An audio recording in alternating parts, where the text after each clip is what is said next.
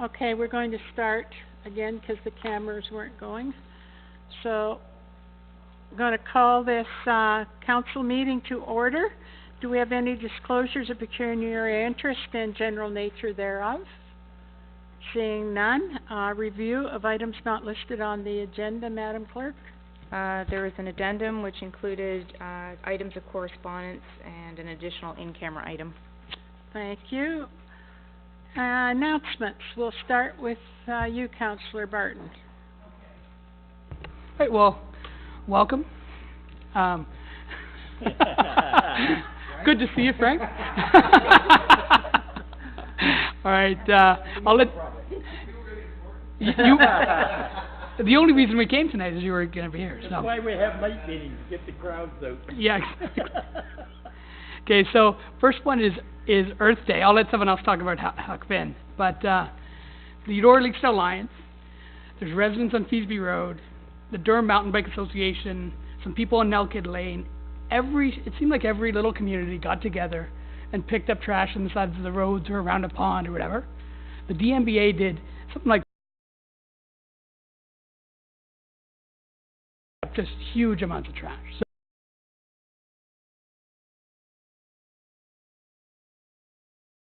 on May 6th, the Eudora Lakes Alliance are doing their canoeathon. It's a great event. Tons of fun, so I would encourage everyone to do that one.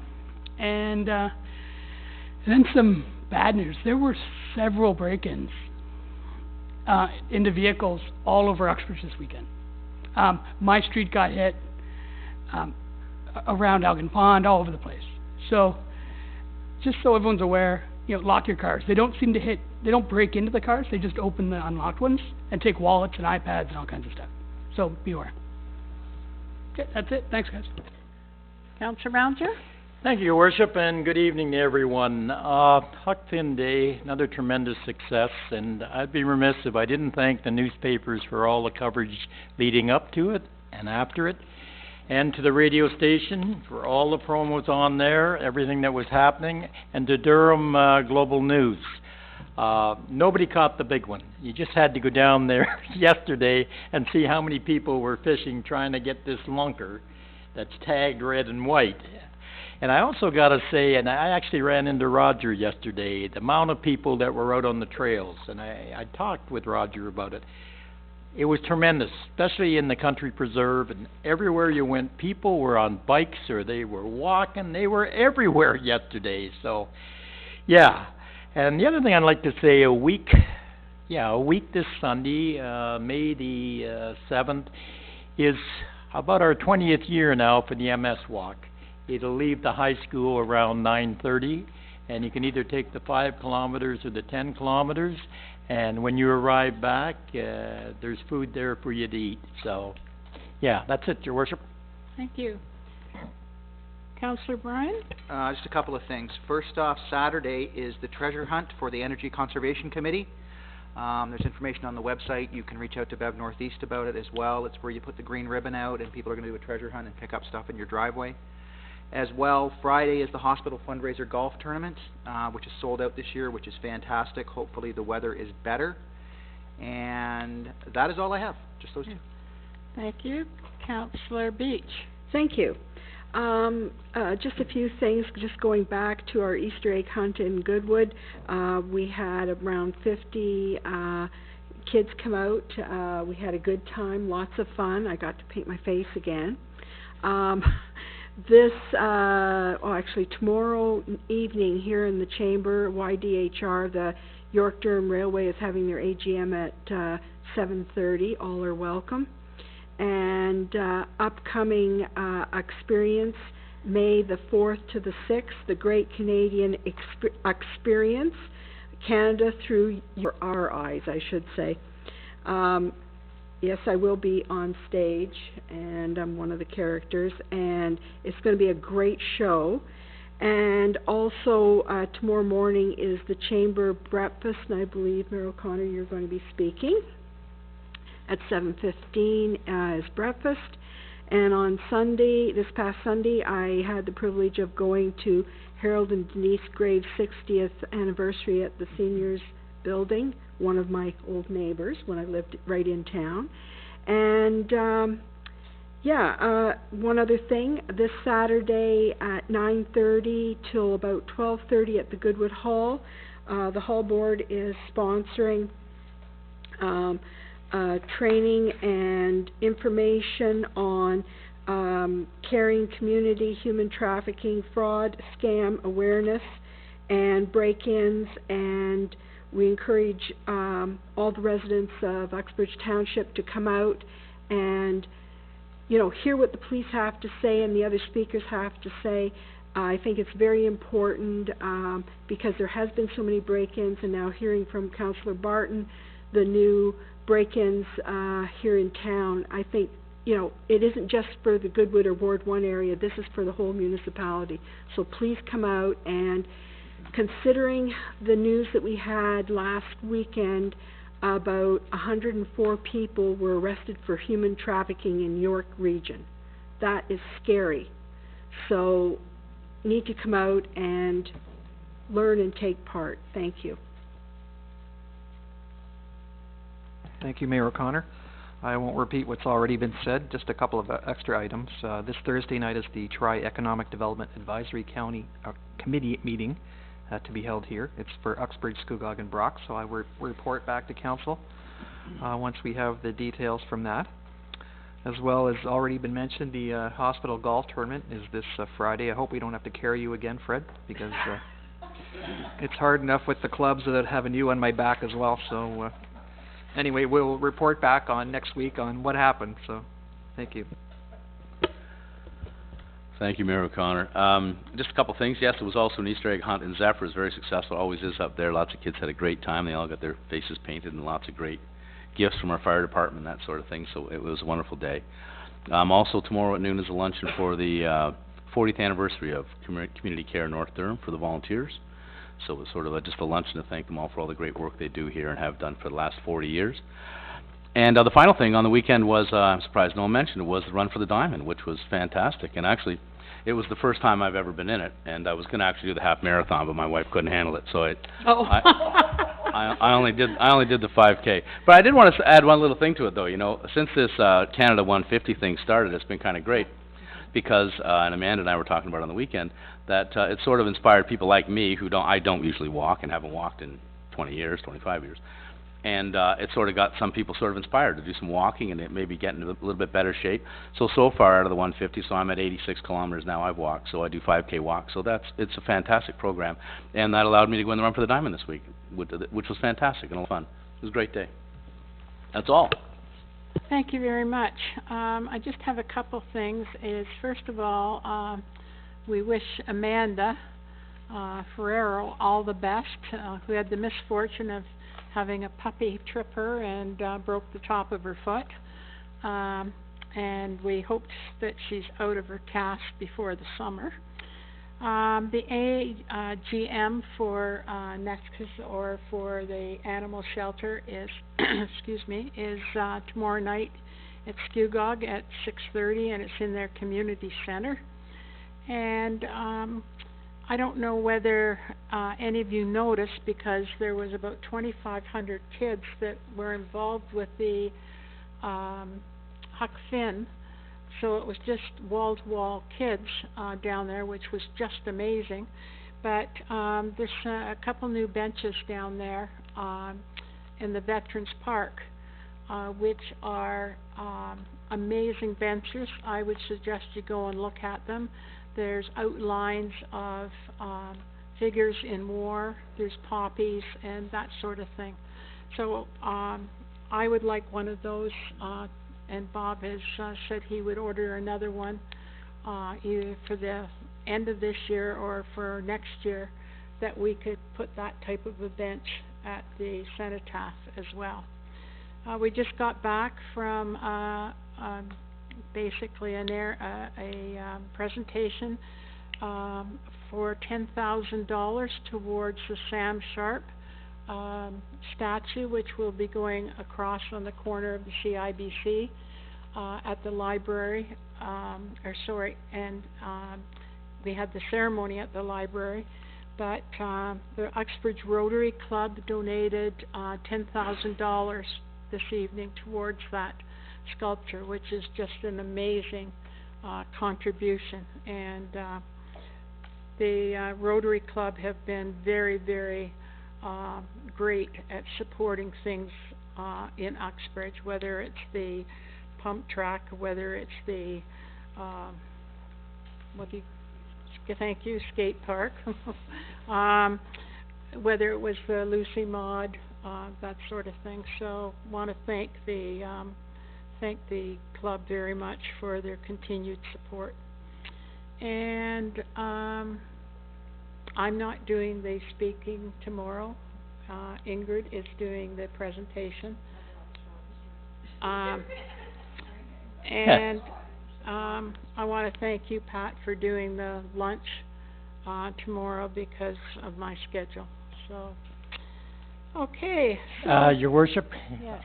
and I apologize, I did forget something that should be mentioned. It was a really busy weekend, but I don't want to forget about the Bonner Boys Hockey Tournament. And I see Bob out there, and one of the alumni teams, won the Open Division from the Bruins. So from all my understanding, it was just a wonderful tournament, and things went very smooth. That's great. So who won, Bob?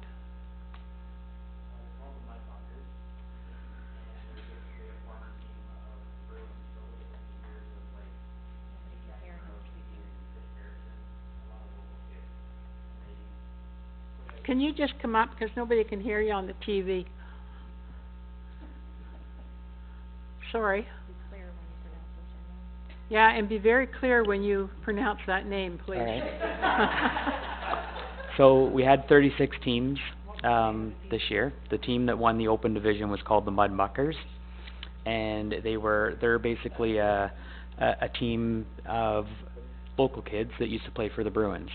And we had teams once again that come from all over, from semi-pro to college hockey players and all that kind of stuff. So we get a lot of high-ranked teams come to our tournament. So it was pretty nice to see the local boys knock them off in our home rink. So it was great. Good, great. And again, Bonner Boys, I have to say, is one of the youngest organizations in our community. But I'll tell you, if anybody needs anything, financially or otherwise, that is the group that is there right in the forefront. So, you know, it's great that you had a good turnout, that, and it's even better when kids come back and play hockey here. But Bob, on behalf of council and the residents, we sincerely thank you as well for the contributions that you've made to individuals and to organizations within our municipality. Okay, 7:05. We're a couple minutes behind, but Stephen Snodden is here. Stephen is a member of the Durham Mountain Bike Association. And David Walker going to do presentation with you? Okay, and David Walker is from the Horsemen's Association, and they're going to talk to us about some proposed improvements on the countryside trail.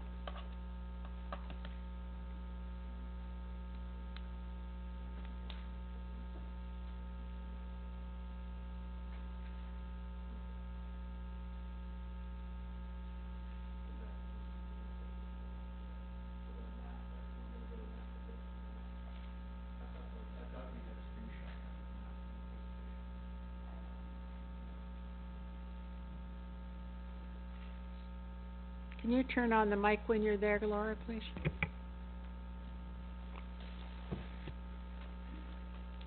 Well, Stephen's getting ready. I'd just like to make an announcement. I'd like to thank you for allowing us to give our deputation tonight, and it is my birthday. You want us to sing happy birthday? No, it's okay.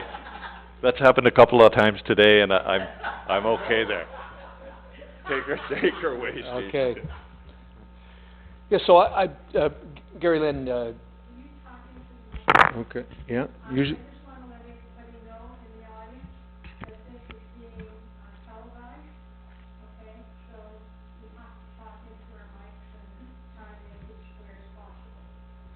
Okay. Thank you, Mayor Gary Lynn and Council. Here tonight, I guess I'm wearing several hats. I'm a member of the Trails Committee, the Countryside Preserve Subcommittee. I'm a member of Durham Mountain Bike. But tonight, we're here talking to you, Dave Walker and I, myself representing Durham Mountain Bike, guest primarily, and Dave, of course, representing Uxbridge Horsemen Association primarily, but again, members of the Preserve Subcommittee.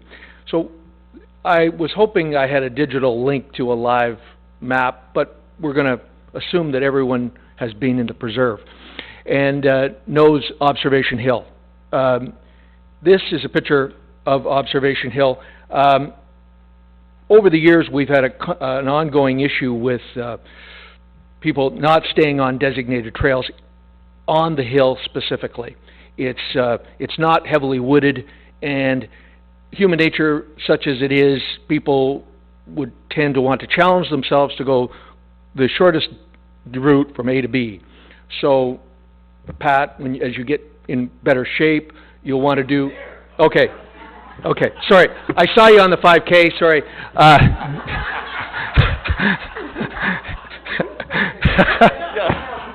Okay, so, but you'll want to challenge yourself doing laps, and that's what happens. People do want to go up and down that hill in a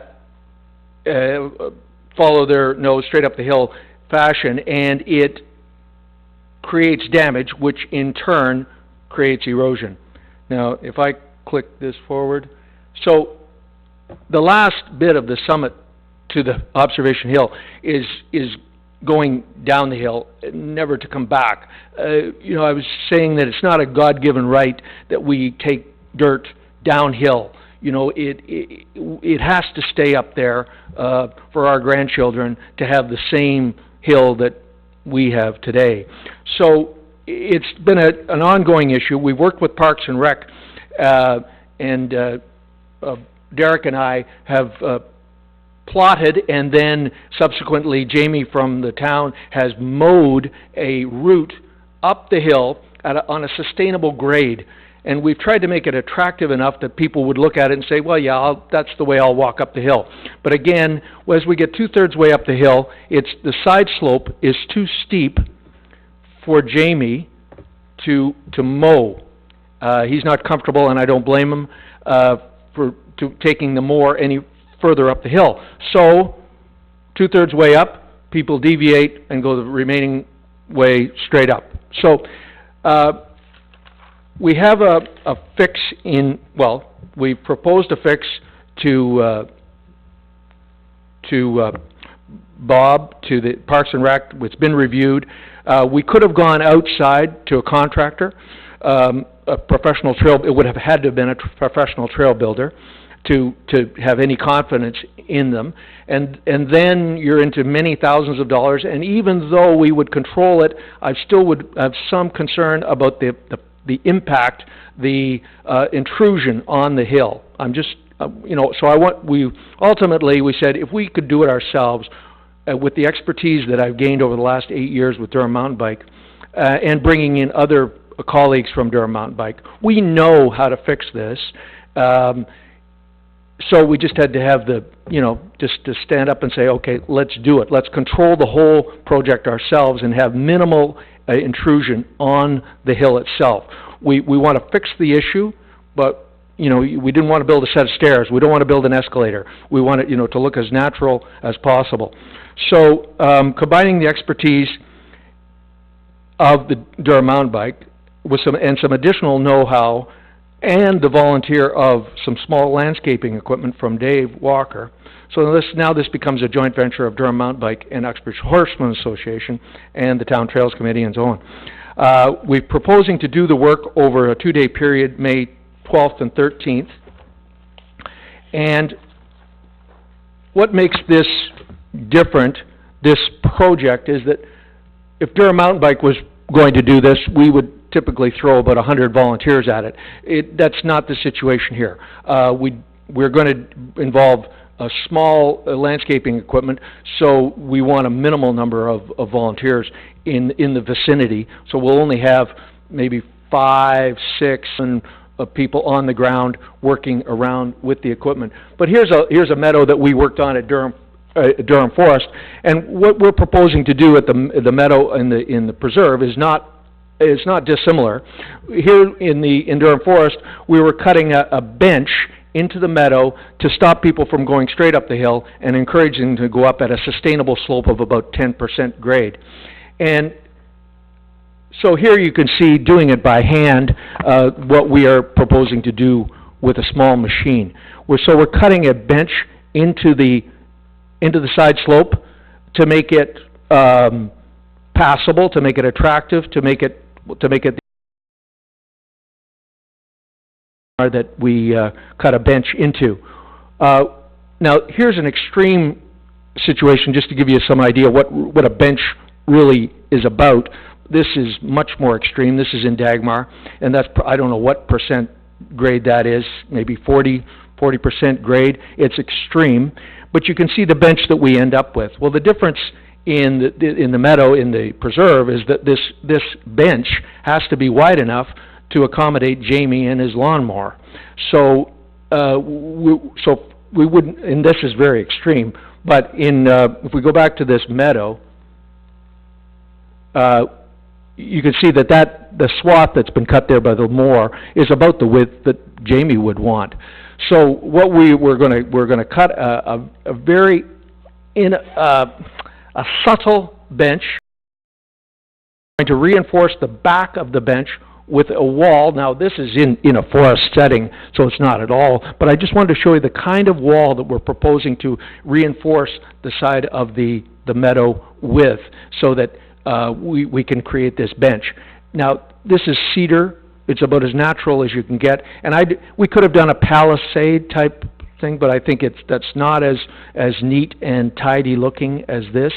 We'll go 2 or 3 cedar posts high as we deem appropriate as we get into the job, but that will allow us to create this bench. And the only reason I'm showing you these pictures is to show you that it's not our first rodeo. I mean, we've done this many times.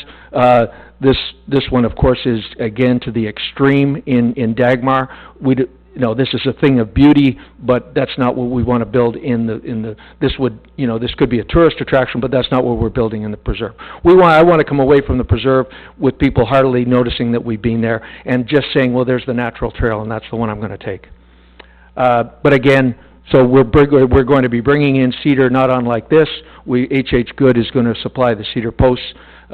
Dave's going to bring in some gravel with a gravel truck. We've got access through Debbie Lambert's laneway to get in there, and I mean, I just look forward to that. I guess we won't have to do it. It's not that big a deal, but I don't know if who's there. Pat's there. Jack's there. Yeah, that was Dagmar. But I'll just again show you this to as way of saying that I think that we've proven Durham Mountain Bike that we've got the expertise to do this, and so we can do it ourselves without the expense and the uncertainty of an outside contractor. Dave, you may have some facts to add. Thank you. Just a point in what we're trying to do with the Uxbridge Preserve, and that Steve and I will be very due diligent about the fact that it's got to match with the existing grade. We don't make a mess. The equipment is there so we can take dirt away, not spread it around. It'll be gravel capped with some A-gravel like we did last year when we did the Uxbridge Preserve trail rehabilitation. I think that was a perfect example of, you didn't know we were there. 3 days later, it's held up and it's a great thing. So I think between our two expertises, my being a P-Eng and working in construction for 40 years, and Steve's trail stuff, we're going to do a super job. And again, we work along with Amanda in the town and the works department, so it's a super thing. Between their expertise and volunteering, the equipment and our expertise, there's a chance for council to get this done on 2 weeks from now, and it'll be super. It'll improve the trail, it makes it safer. Bikes head down that road, horses head down that hill, it's not safe. It'll get more people up there and make access accessibility to a lot more people than there is now. You're walking on a slope like this, which is tough. Just an idea of what we're doing is, if that's the slope, and we're trying to go up the side around, so we create a gentle thing, that little wall is going to just sit in here, and all we do is notch a little bit out here, put 6 inches of granular A on, take this dirt away, cut off the post, and it's a beautiful little wall. It's not as extreme as you see there. It'll never be higher than this.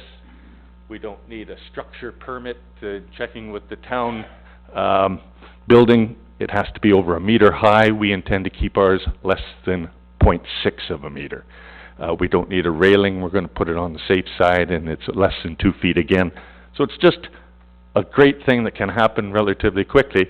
What we need from council is 2 things. One, an approval to do the DMBA project that they've proposed, which is about a bit of retaining wall and a bit of bench cutting, and make the slope great. And we also need to get the UHA approved to bring in the equipment and be under the town's insurance policy as we were last year.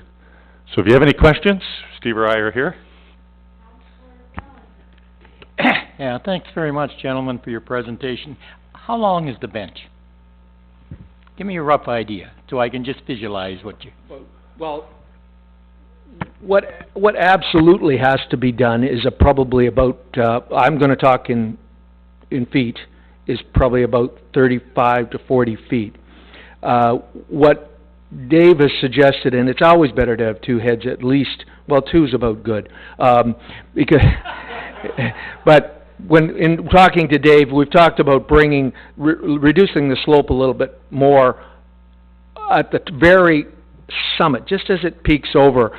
I don't think that's gonna call for retaining wall, but it's possible that we may do a little more than 35 feet. But again, only 2 rails, or 2 logs, 2, 3 logs high. I think it should be discreet. And the cedar it's very striking for the first few months, but then it fades to gray and blends in.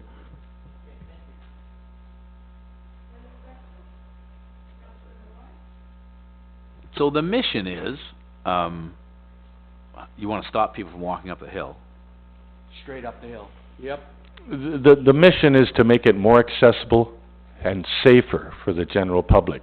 Right now, to get to that peak, everybody heads straight down the hill. Right, instead of going It's slippery, around. it's dangerous. We wanna make it so you go around, Yeah. and more people can get up there safely. So where you're putting the table, or whatever you call it, is there a walking path in front of that? Yes. So you'll walk across there, and that's also where Jamie will bring his lawnmower back through there, Yep. and then go around and up the hill? Is that the deal? If we had the digital map, there's an egress, degress, there's already a route. This is actually the northern route up, and there's a southern route down, so, or vice versa. But human nature, you can lament it, but it is what it is, and people won't tend to go up the same way they go down, right? So that we give them a way up, we give them a way down. Very seldom will they turn around and go back down the same way. So we're trying to give them a way up that is almost irresistible, as opposed to just beeline. The beeline is what's causing erosion, so we're trying to create a sustainable slope, and there is, yes, Derek and I just mapped out, laid out a sustainable slope. And because the side slope was not extreme, people are using it, and Jamie's cutting the grass, and that's encouraging use. But then as we get closer to the top, the side slope becomes too extreme, and Jamie won't cut it, and people won't tend to walk on it because it's just uncomfortable walking on that kind of a side slope. So they just turn right and go straight up. That It's I don't know if this gives it Just real, roughly. if this gives it real, that is the remainder that we're trying to achieve. From here? Okay. Yep. And it basically comes around here, and then comes up the Okay. backside, which is not nearly as steep. Those 2 pictures are taken from the same spot. I Okay. just turned to my left, that's where we're gonna wrap around. And I say wrap, I mean, that's our lingo. You see the pin flags there. Yep. And we're gonna cut that bench and just keep wrapping until you get to the top. Great, thank you. And, yeah. And we're looking for a little bit of freedom when Steve talks about the bench cut being 35 feet or so. We want this to be gentle and right and professional, but look like a trail. So it's 1.8 to 2 meters wide, and it's gonna blend in. And we could be 100 feet long with a very shallow, sort of log wall going up, which makes it look terrific. It's gonna be done right. I think if I could say that the work that you have done, or your organizations have done in the past, is pretty amazing. And, I know that this will be too. And I might also add that the Trails Committees, are all about safety, versus just let's do a trail. So this will certainly, will stop people from taking a chance and coming down there, particularly after a rain. So, I wanna thank you, first of all, because, it's your organizations, again, that have, created a lot of the trails and maintained a lot of the trails, in our municipality. And I don't know whether you saw in the Toronto Star on, was it last night or, I can't remember when I read it, whether it was Saturday, almost a full page about, trails. There was a picture of the Uxbridge Trail, an aerial view, mentioned about, a great trail going from Uxbridge up to, Peterborough. You could stop in at Lindsay or, you know, catch the bus and go back or whatever. And our trails seem to be getting a lot of attention now. And, more people on the trails, the more we have to be careful that they're properly maintained for the safety of those that are using them. So, again, to, the Horsemen's Association and certainly to the Durham Bike, Association, a huge thank you on behalf of everyone that uses the trails. The work that you are doing are saving taxpayers money.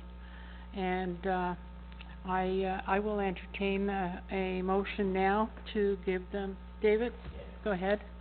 Yeah, I'll make the motion to support them, cover them under our insurance policy, and allow them to do the work that they proposed. And Okay. just, also thank you very much. It's been great to have both you guys on the Trails Committee, and, the expertise and willing to step up and do this type of job is amazing. So we'll put the date in that council supports the improvements, on the observation hill for May the, 12th and 13th. If, by chance the weather is terrible, that isn't gonna be an issue with us. We'll just make sure that you're covered on the days that you do go in there and start work. Okay? Want a seconder? Yeah, yeah, thank you. Any comments? All those in favor? Carried. And again, thank you very much. And, to you, David, really good people have birthdays in April. My birthday's in October. Is it April the 1st, honey? No, that's my day. It's 24th, yeah. One Taurus to another. Yep, thank you very much, Mayor and Council, we appreciate your time. And Thank it's a you very much. honor living here, and, gonna be fun working with Derek as well, so thank you. Yeah. Well, you know what? You guys do an amazing job. And, I think we also have a really good working relationship, with the Parks Department, with Jamie and with Bob. And you know what? When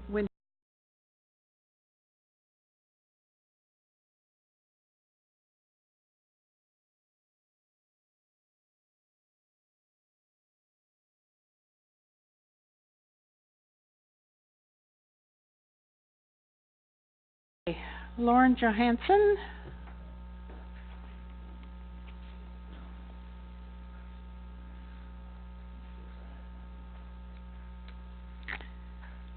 Well, this is gonna be tough to be with, I'm not really putting anything in, I'm just looking to get something out of the township. Do you wanna turn your mic on? Okay. Should we say no now? I hope not. My name's Lauren Johannesson. I've been living in Uxbridge now for 19 years. I moved from the city of Toronto. I'm a captain with Toronto Fire. 7 years ago, we started a ride. We call it the Ride to Remember. It's in honor of a friend of ours who lost his son on Reach Road in 2007. I've been doing this ride now for 7 years, and what I'm looking for is the township's participation and letting us use a fire truck. It is a fire truck, fire department sponsored event. Red Knights show up. We also have Durham Police that show up. Durham Police escorts us. They stop intersections and stuff for us.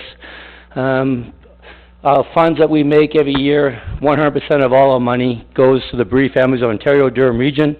It's a facility that is actually there to help families deal with the loss of a child. There is more locals for Bereaved Families of Ontario, but Durham Region branch is specifically geared to help those who have lost a child. I don't know if you're interested. I got some clippings from the past rides. If I could just pass them around, maybe you guys can have a look.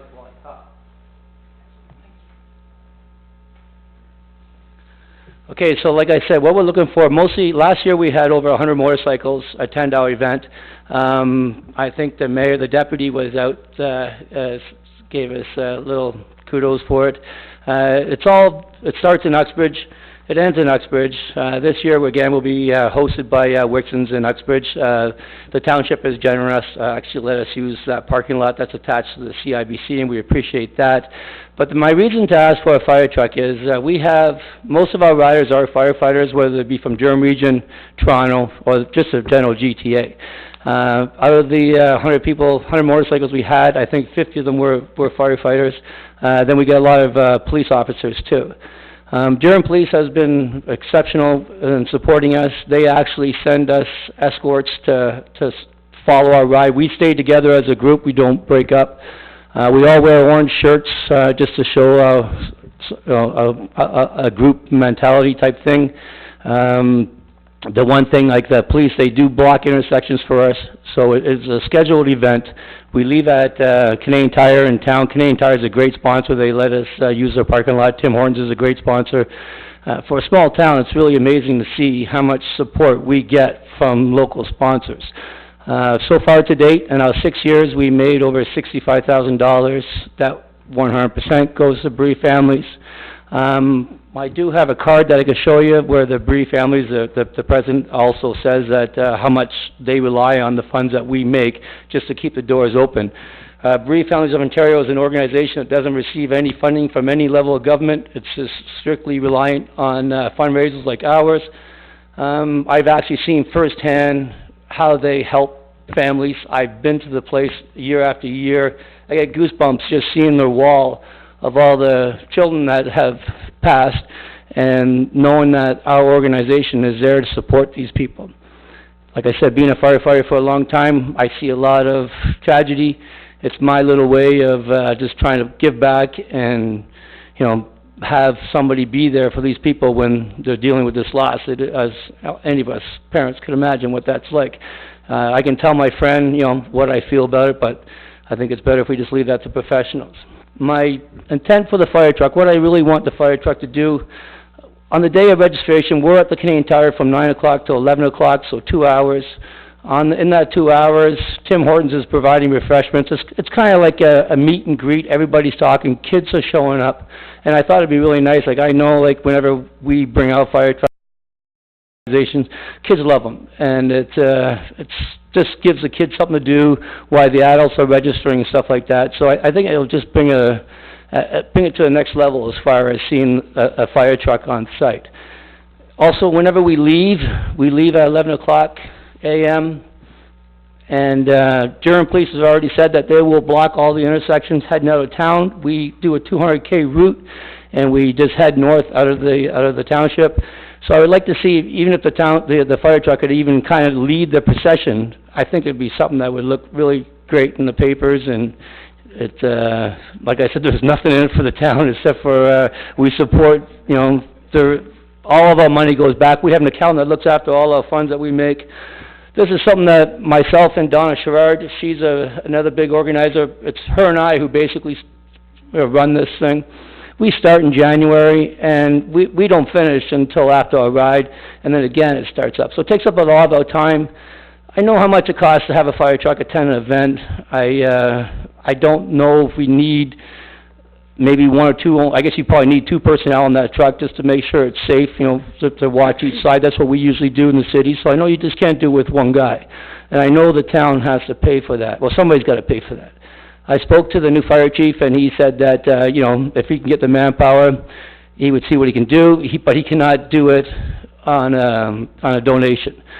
The only way we think anybody who's participating in an event, we have a website that we can actually allow people to register on, and we have a sponsor link page. So if I was able to put the township's logo on there, I'd be more than proud to do that. I love this town, and it just shows that, you know, even like that they're actually putting something into it too, as far as the money does stay in Durham. I argue with my union in Toronto because they don't want to support it. They still support it, but they don't like to because they like the money to stay in Toronto. But then when I tell them that Durham Region is the only one that helps people that are dealing with the loss of a child, they always support our ride. So to have the township, it just means a lot to me. Like I said, there's nothing in it. Just, I think if anybody has seen it, it's a pretty wild event when you see 100 motorcycles rolling out of town. I don't know how many we're going to get this year, but it's pretty phenomenal when you actually hear them all starting up. And we are not a group, because of what our event's about, only we have a lot of respect for the roadways. Everybody is behaving properly. We don't speed. We have had nothing but, you know, people saluting us when we're going by, and even the police, they said, you know, the calls that they received, it's all 100%. We do not, if I see anybody that is, I have never even seen it, but if I did see anybody, I would definitely wouldn't invite them out next time. Like, we tried to keep it, you know, we just try to do a good thing and try to do a respectable thing, all in memory of a bad accident here in town. And I think as a resident in Uxbridge, we all know how many times this has happened in our town. So, Thank you very much, Lauren, and I couldn't agree with you more. We have had more than our fair share of tragic accidents involving our youth, and this is one that we will all remember as well.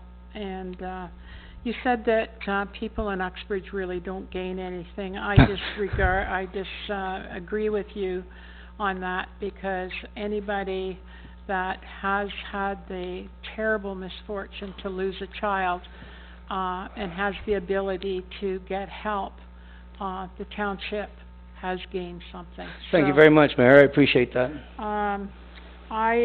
We let our fire truck go to several events during the year, you know, with outcharging, and I think that this certainly would be no exception. I've been involved in the last few years, and it's something really to see, and it brings a lump into your throat, because, as you said, the majority of you are from are firemen or policemen. I can't imagine what you see in your work, and I really don't want to know, but I can say that there's a soul in here, in this council chambers, that could do your work and would want to do your work. So I take my hat off to you, and your colleagues for the great work that you do. And there's a lot of firemen from Toronto and police officers from Toronto or York Region, Peel Region, that live in Uxbridge Township and certainly make this community what it is. So Pat, as the council rep from the fire department. Well, it was great. I attended last year, Lauren. It was fantastic. It was really, it was a great day. And I remember the mayor was there too. I'm sorry, so many people always come out. No, it was a busy spot. I gotta say thank you. It was a very, very busy spot. It was fantastic, very well organized. It was a great event. So, kudos to you. You did a great job. Oh, thank you. And I'm familiar with bereaved families of Durham Region as well. So that's an excellent charity to go to. I guess if we can't get the truck for free, I'll just make a 911 call for one more. Yeah, the mayor's in trouble. I And think half the I'll certainly, I'll speak to our chief about that. I have, you talk to him today? spoken to, and he doesn't have any problems Great. if he can get somebody to, drive it, and I don't think And I'm there's sure going to he'll- be an issue there. Yeah, we have a lot of great volunteers in our fire department, so. Let's just hope they're not on the ride, 'cause a lot of your firefighters come out on the ride itself too, so hopefully they will be available.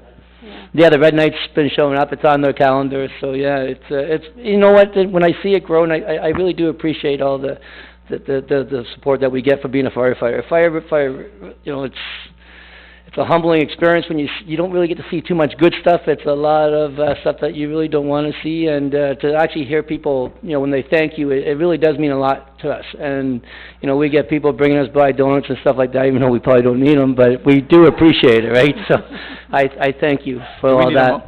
Do we need a motion or anything, Mayor O'Connor? Should we make a think motion we- to support the event and ask I think fire we department? should, I'll right. make that motion. Yeah. Okay. So I have a mover Thank and you. a seconder that we support, the Ride to Remember on, July the 25th.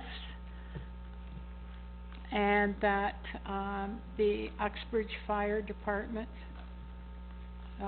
support through a vehicle. Okay?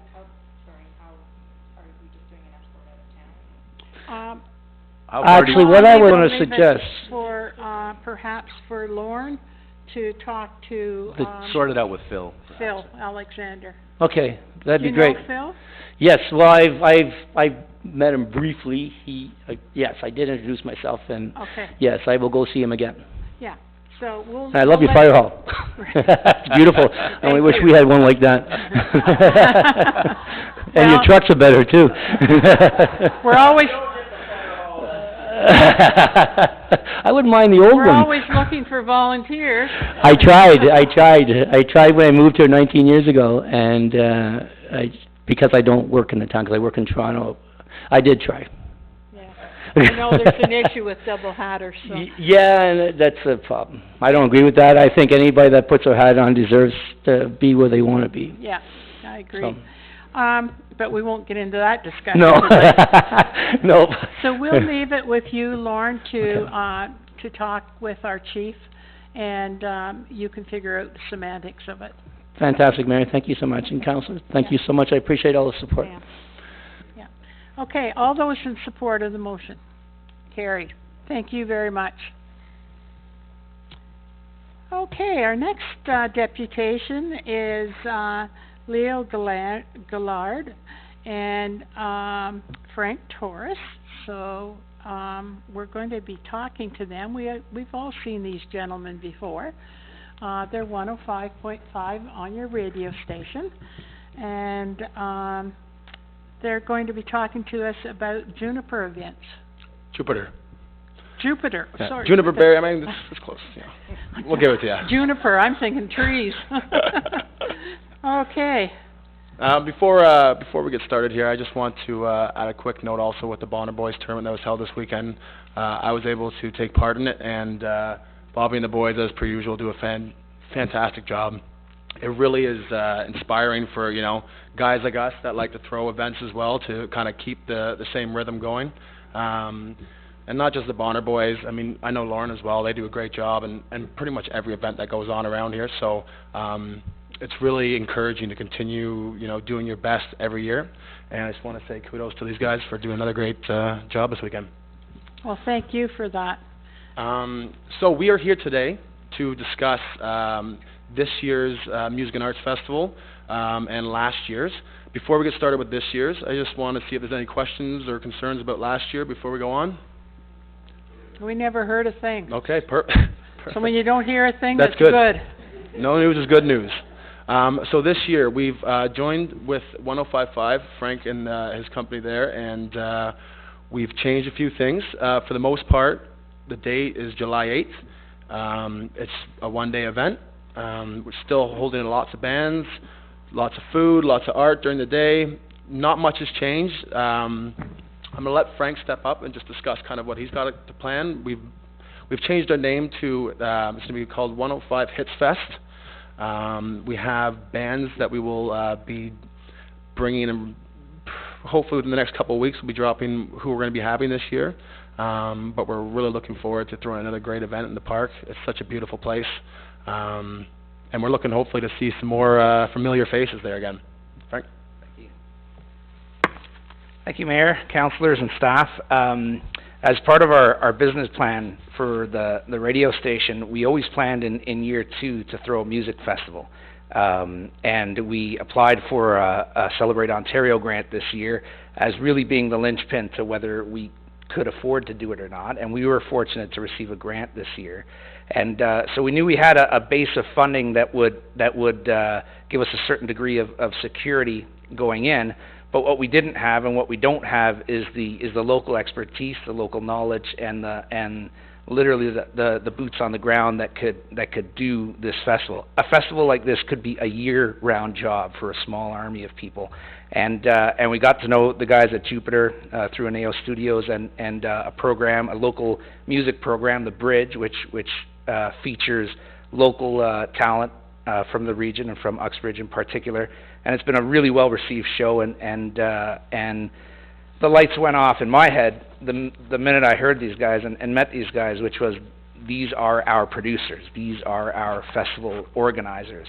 And sure enough, it was fortunate enough that when we spoke, they were ready to bring their festival to a different level. And by that, we were able to team up with the marketing power of the radio station combined with our other core business, Skywards, which provides traffic reports to radio stations all over Ontario and Canada. So the ability to market a local festival in Uxbridge to markets from Hamilton to Barrie to the Durham region to Belleville to Kingston, and hopefully draw in an outside crowd. So that was the intent of our plan. We got together and we came to an agreement whereby we're partnering for this festival. Our initial grant application was to do the festival on Canada Day, and we applied for Canada Day thinking, you know, that might be an easier sell to Celebrate Ontario. When we got the grant, we thought, okay, well, there can't be much happening on Canada Day this year, right? So we quickly revised that plan in conjunction with Jupiter, and you know, Councillor Barton as well advised us on it, and we moved the date to the weekend after, which is, again, just the perfect marriage, because that's when the Music and Arts Festival was. And we've rebranded the festival, we're relaunching it, and we're incredibly excited because we couldn't do this without them. And again, we think it'll be a different type of feature in the town. There's an incredibly loyal following of Uxbridge people that will come out to this festival because they know they do an excellent job. Now we want to bring almost the rest of the province into Uxbridge as well to show them. We're not going crazy on this. We think it's a 1,000, 1,500 people event, which Elgin Park can absorb, and we have the manpower and the infrastructure to manage quite well. And based on the success of previous festivals, we did a little bit of research on them, but really you don't have to go far to know that they've done a really good job years past. So we're just very pleased to announce that, and to I guess as far as our ask today, we're not asking for much other than the use of Elgin Park on that weekend. Okay, have you checked with the Karen at the arena to know whether the 8th is available? Yeah, absolutely. We've been in touch. Okay.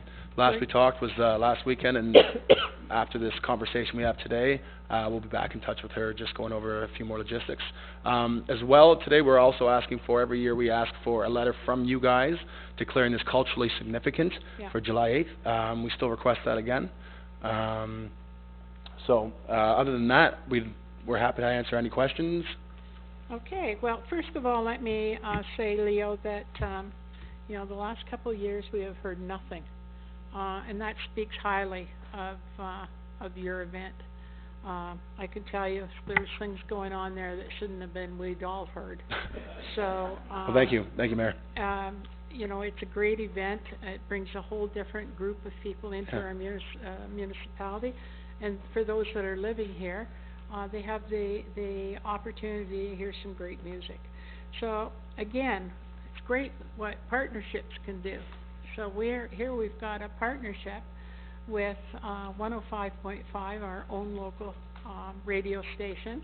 And Frank, it's really great to hear that you've, set up, this partnership, and, I think it'll be a great event. You know, and, anytime you can get a little bit of free money to help you put something on, really helps. So good for you for being able to get the grant, because they're not easy to come by. And, I think we all can say that we look forward to July the 8th and being part of this, what do we call it, a music, fest, music fest, right? Thank you, Mayor. You're not in it, are you?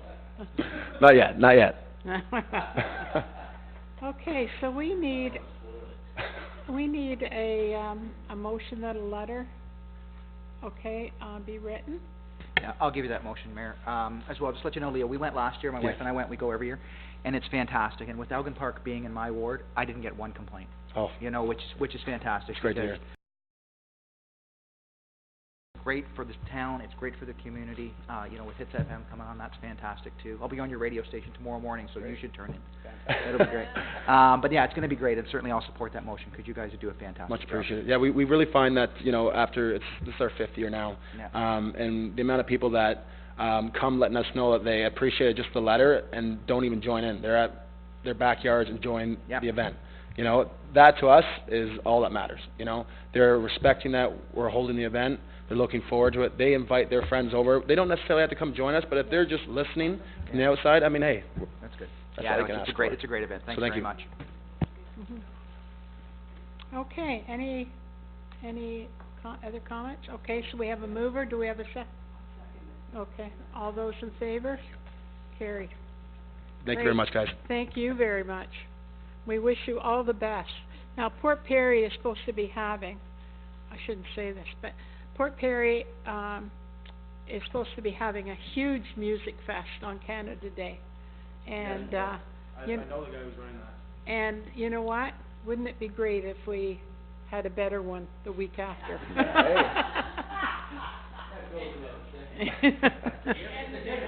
Yeah. Right. We're not against anyone performing sunshine dances or ceremonies or rituals, sacrifices, whatever, for that one day, so feel free. Okay.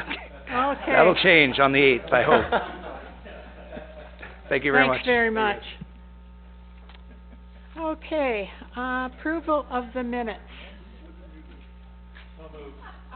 Thank you. Do I have a seconder? Councillor Martin, all those in favor? Carried. Correspondence, Madam Clerk. Correspondence item 42, Region of Durham, Re 2016 Friend of Health Award. Okay, first of all, it's over. It was great news. I just wanna know, did anybody attend from Uxbridge?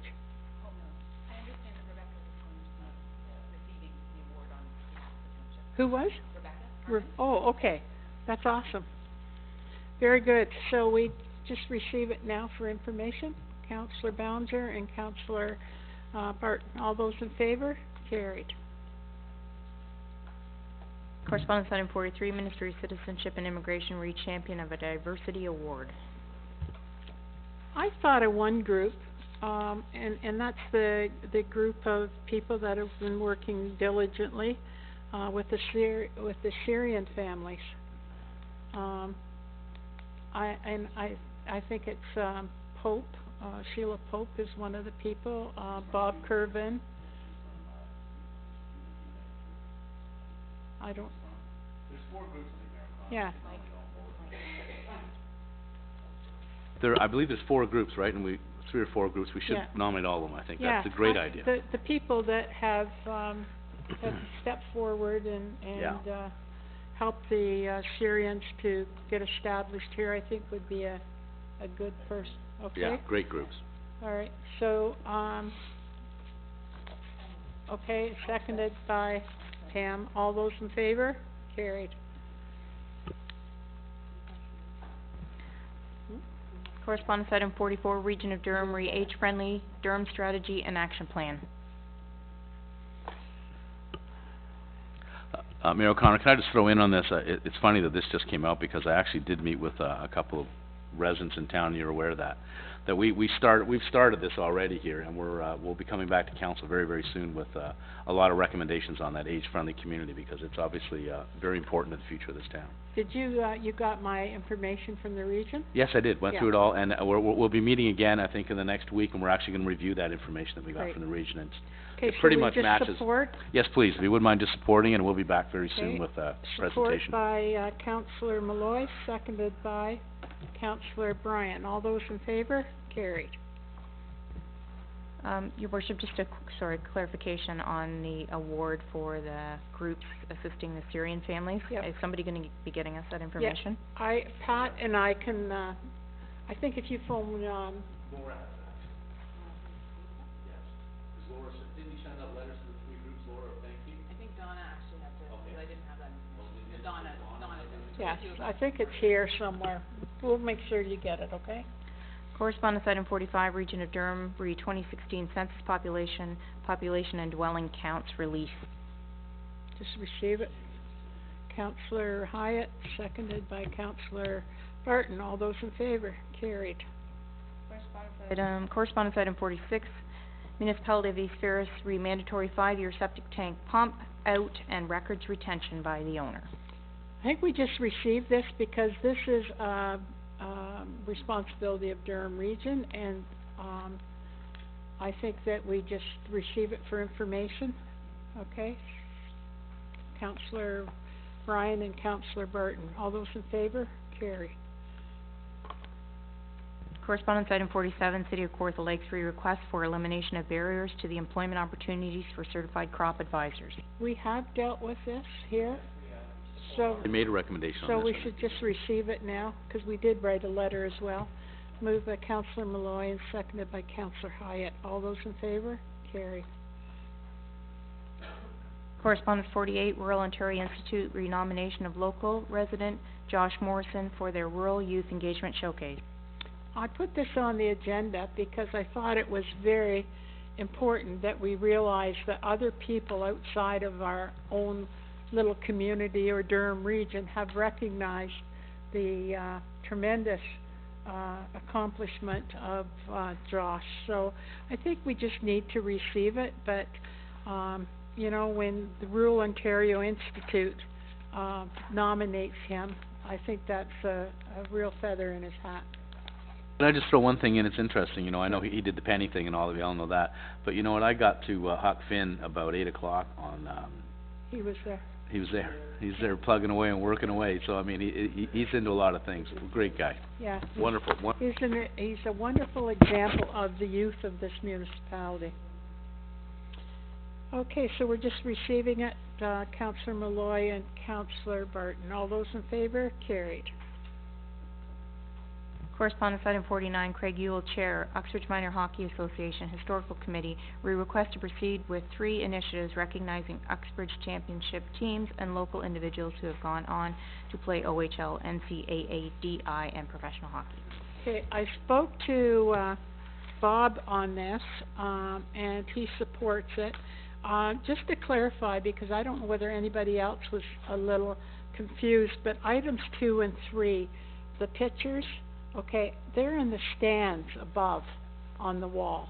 I thought, how are we going to get all this in the lobby without it looking chaotic? But anyway, only item 1 is, and that's the miniature banners are going to be in the lobby, and the pictures and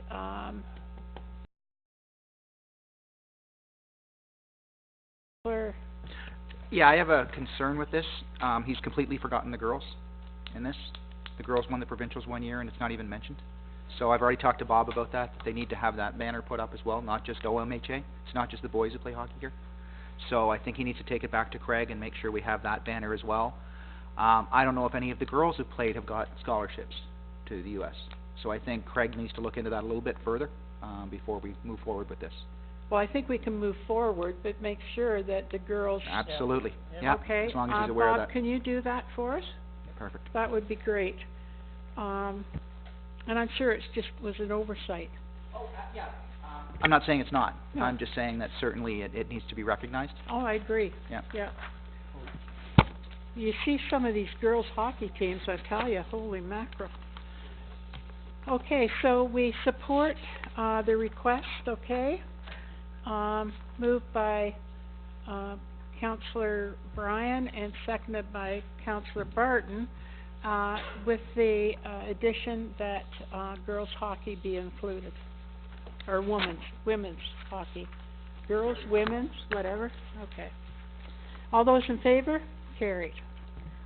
Correspondence item 50, Crystal Matthews, Community Living, Durham North, we request to use the Church Street Municipal Parking Lot to host the Ultimate Race on Saturday, June the 10th, 2017. Okay, Councillor Malloy. I just have a quick comment, and actually for the last couple of years this has been going on all around town, as you know, and I've gone and tried to find out what they're doing and how they're doing it. I don't understand how they do it. I mean, they've done it for a number of years, but I don't know where they're racing. Am I missing something? I know, and I never see anybody, so I'd just like to know more about it. I mean, there's a few people at the stations, the stops that they have, but I mean, I think it's a great idea. Would like to get more information on it. Maybe, Gord, you have more. That'd be great. Well, we can ask them if they come in and explain to us do you have more information? Okay, go ahead. It's like a wish list. They give you like tasks to do on the list, so you don't really follow a specific route like you would do for a walkathon. It's more of a station type of environment. That's my knowledge of it. I would suggest that they have it here out in the front parking lot if we don't need it on the Saturday. Then it's not taking away parking from the downtown. If they can move here, to me that makes a better fit, because you're right on Toronto Street, so. You might want to call Crystal and just get an update, but that's my understanding of how it works. It's June the 10th. I would suggest that they move out here into our front parking lot. Yeah. As well, to add to that, June 10th is also the day of the Wixons Bridge block party, so that parking lot's gonna be closed. So we're gonna lose that parking. I don't know, and I think what Councillor Hyatt said is a great suggestion, because I don't know if we wanna lose that other parking lot downtown as well for the same day. So we may ask them to move here, and you're right, Saturday is probably a great day to have here. Okay. The only other thing is, like, you'd have to say no general parking in this lot, because unless there's something going on with the church. Well, we can put No, a but thing I'm out just there saying- saying that reserved, We would have to do that, just to make sure. because they can use the parking at, Centennial Park as well, plus they can use the parking that's behind us. It's usually Sundays and Monday mornings that the parking lot is full, so, what we could do is let the church know that this event's gonna happen here as well, so, they can make, any arrangements that they might need. Okay, there's a couple things in this request. One is they want a hot dog cart, and also they want, the fire truck. So, I mean, I think we should have them come in, personally. I think they're after the trailer, the fire prevention trailer, as opposed to a truck. Well, it says come out with a truck and their education trailer. Yeah. Yeah, well, So I think they're looking for both, maybe? maybe, we'll have to ask. So, yes, if you know her, I don't, but I'll call her. Oh, okay. Why don't we just let staff set up a deputation for Sure. them, okay? Great. All right, so the motion is to, have staff set up a deputation for Crystal Matthews regarding the Community Living Durham North, Ultimate Race on Saturday, June the 10th. All right. Do I have a mover? Fred, seconder by, Pam. Beach. All those in favor? Carried. Okay, going to committee reports, oh, sorry. we're at the addendum now? Correspondence item 51, Dennis Weaver, Warden, County of Wellington, redraft joint TAPMO OSSGA response to proposed changes to Reg 24497 levy increase. Okay, I have some, and I should have sent or given it to you before this meeting started or put it in your trays, but I just got it on, I believe it was Friday. I had Colleen. What they're saying is the OSSGA says that they have let a lot of contractors, that means contracts, for the year 2017. So they base their price on the 6 cents per ton or tone, okay? So what they have asked us is, can they use January 2017 as the beginning of the change for the tonnage increases? 18, sorry. You see, 17 now. Yeah. So everybody has basically agreed to it because it's not fair to them to say that, okay, you're going to be paying a lot more. A lot isn't to us, but when you look at other things that they're going to be paying for, it would have a difference on their bottom line. So I will hand this out, and it's just for information as to the things that TAPMO is also asking the OSSGA to do, which was the levy must be charged in all primary aggregate in Ontario, that monies to municipalities must be used, and I think this is a great one, must be used for infrastructure. In the past, there's been communities that have built town halls, they've built any number of things with the money they receive from gravel royalties. And I totally support that this be put in there. One thing that doesn't have any bearing on us was the exports of the province out of province. We don't have anything like that here. They want increase in levy must result in more monitoring enforcement. We've been asking for that for how long now? And the levy can no longer be directed into general revenues. And that's, we're talking about the province at this point, that we want the money to be put into a designated administrative authority, okay, to achieve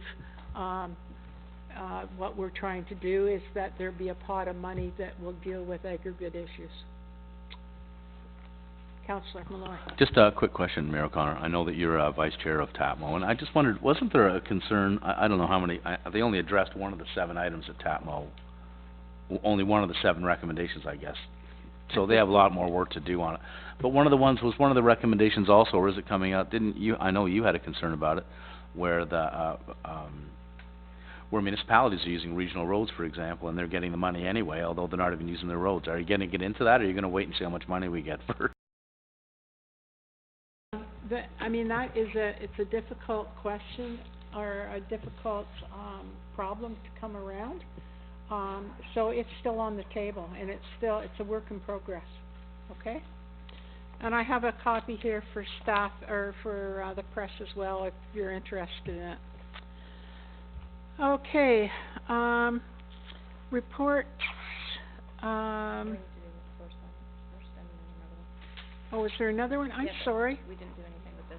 Okay, so with this, we should just receive it for information, okay? Is that all right? Dave and,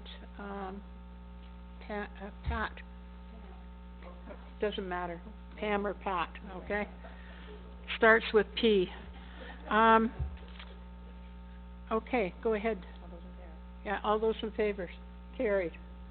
Correspondence item 52, Eric Rochelle, request for permission to allow parking outside of Durham Forest on the west side of Gravel Shoulder on Concession 7 from 6 p.m. to 9 p.m. on Thursdays, May the 4th to September the 7th to support the training of their new youth mountain bike development program in Durham. And can I just speak on this? Just some clarification from you, Deb, on this. I'm an unpaid coach with this youth mountain bike organization, so I don't get any, there's no financial incentive. Should I vote on this or not? You are a paid coach? An unpaid coach. You know what, I would, only you can answer that, but if you feel that you might be challenged, then I would certainly declare conflict. Better that you do Okay, fair enough. than than you don't. Okay. Okay, so we do have a conflict.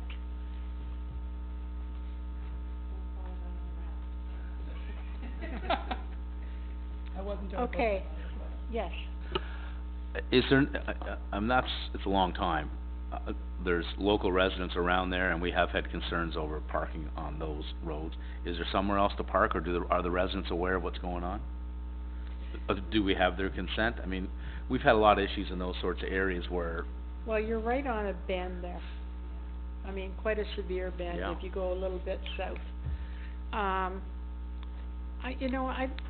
would like to see that, they contact, Lafarge and see if there's some space on their property. I don't know where the gates are for this, particular, operation, but is there some gate that they could put up so that people couldn't go past it? Because I really worry about a lot of cars on... Yeah. If you have cars on both sides of that road, and then you have... You don't have any on the east side? No, am I allowed to speak? No, you can't. I can answer But thanks for coming. All right, you know what, I think that maybe what we need to do is sit down, set up a deputation. Oh, I think the challenge is the May 4th date, right? Like, we've gotta get him in. I think we should probably call Eric and get him in and have a conversation, and also get in touch with Lafarge and find out whether there's a possibility.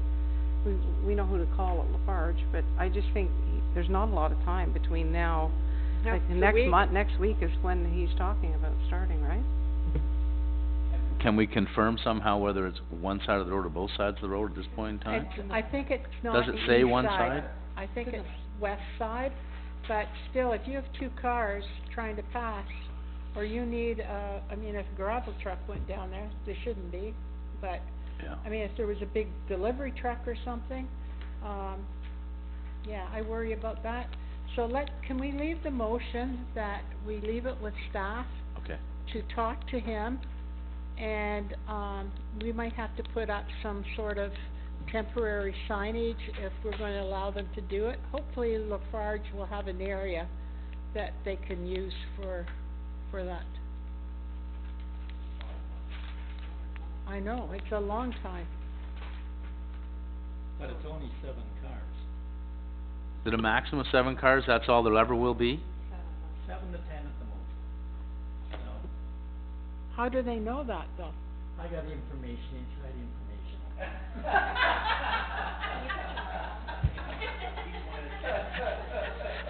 He's going to prison on his own. No, inside trading, your worship, 7 to 10 cars. May the Okay. 4th is just, it's just around the corner, so.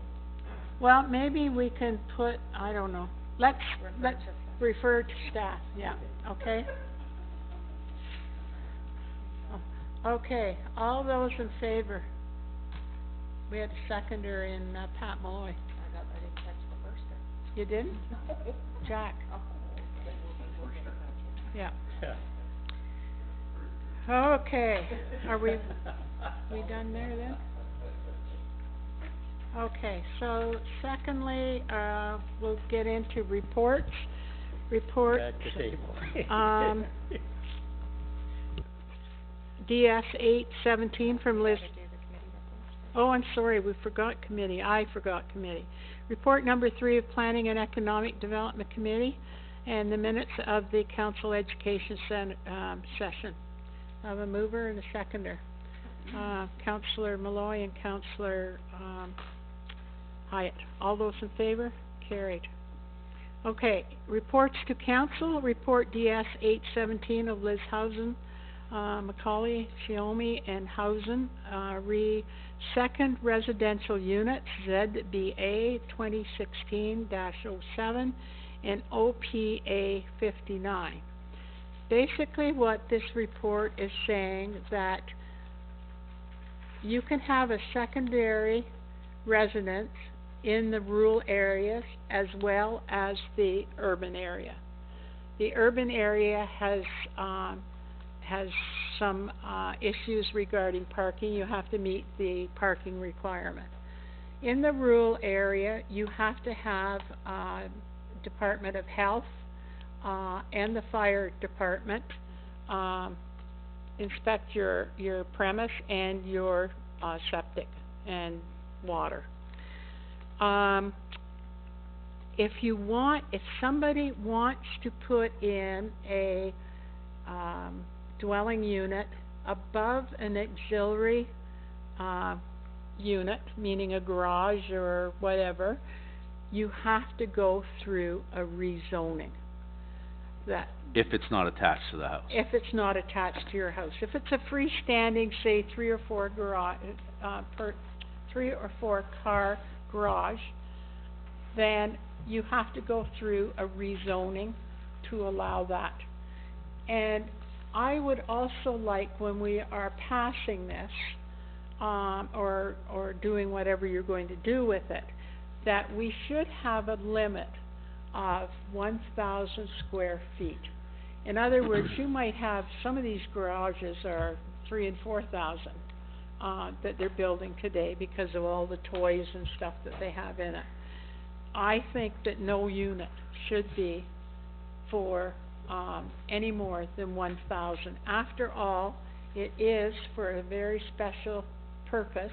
It's to accommodate kids to get started, and it's also to accommodate our aging parents or a member of the family that can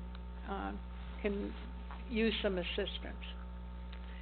So that's my take on we did have a quick discussion with Liz to make sure I had a good understanding of it, and I don't know whether anybody has any questions or comments. Pat? Mayor O'Connell, I'll just move the recommendation with the addition of a maximum 1,000 square foot. Okay. Councillor Barton? Yes, just clarification on the reasoning.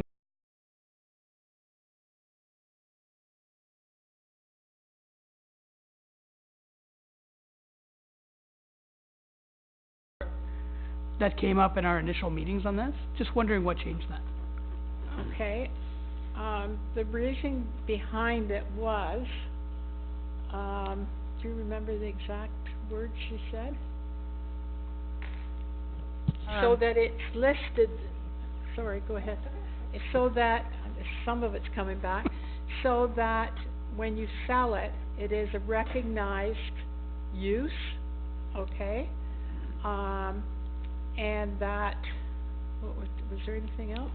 That's essentially it. Well, that, it also will be incorporated into our current second dwelling licensing bylaw, and also that it then allows us to implement the inspections and that kind of thing that have to happen with it. So we're ensuring that it is hooked up. So when you have a second dwelling unit going into a home, Right. You already have hooked up to sewers and if in the case of water and things like that. This would then implement those processes so that making sure that those accessory dwellings also are being hooked into water and sewer, or in cases of a rural area being hooked into septic, and that the septic can accommodate it and that kind of thing. So it's just another layer of ensuring that everything is in following protocol. Oh, okay, just again, more clarification then. So with any residence, if there's an auxiliary apartment that's in a rural area, we require Durham Health approval. Yes.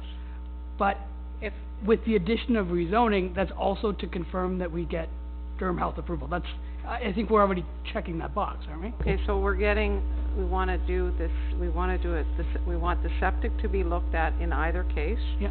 we want the rezoning when it's in an auxiliary building or an auxiliary structure.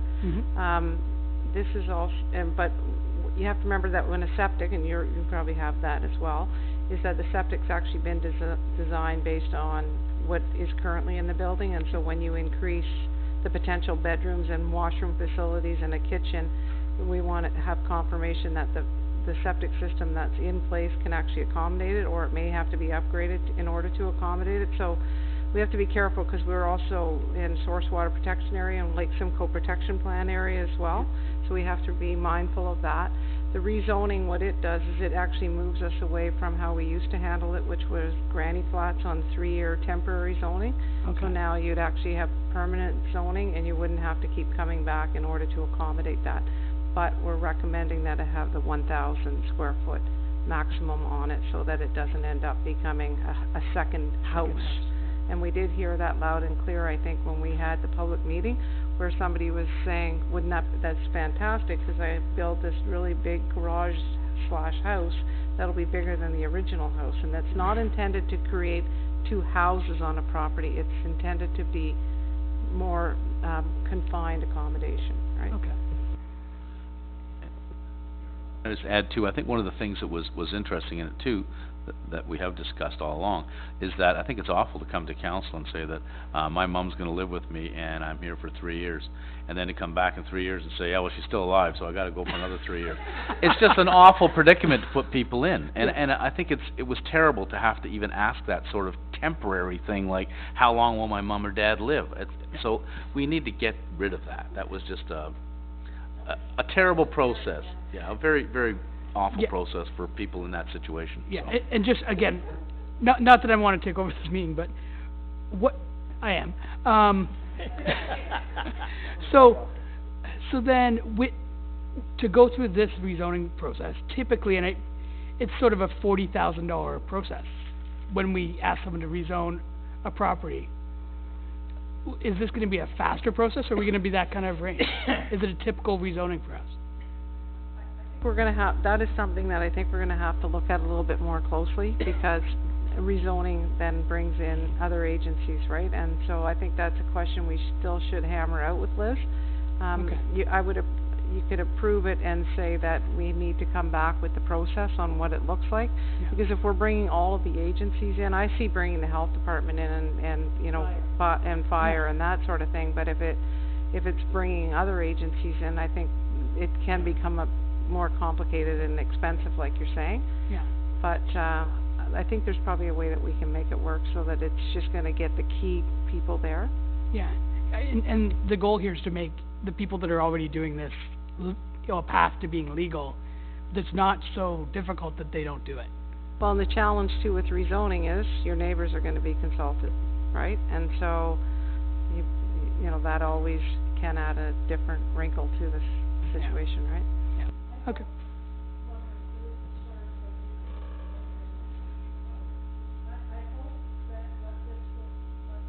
Do is allow people to feel more comfortable to come in and make their apartments that they've got there now, legal, and safe.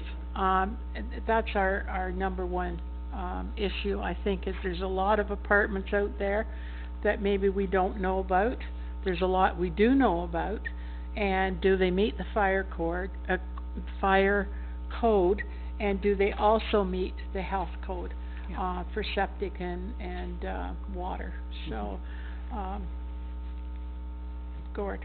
I'm totally in support of the meeting codes. I'm struggling with the rationale here. If we're trying to limit the C of A applications by creating this bylaw amendment, now we're adding another layer of rezoning, which is even more expensive than going through a C of A process. I mean, we're just complicated it. Can I interrupt? The only time you do a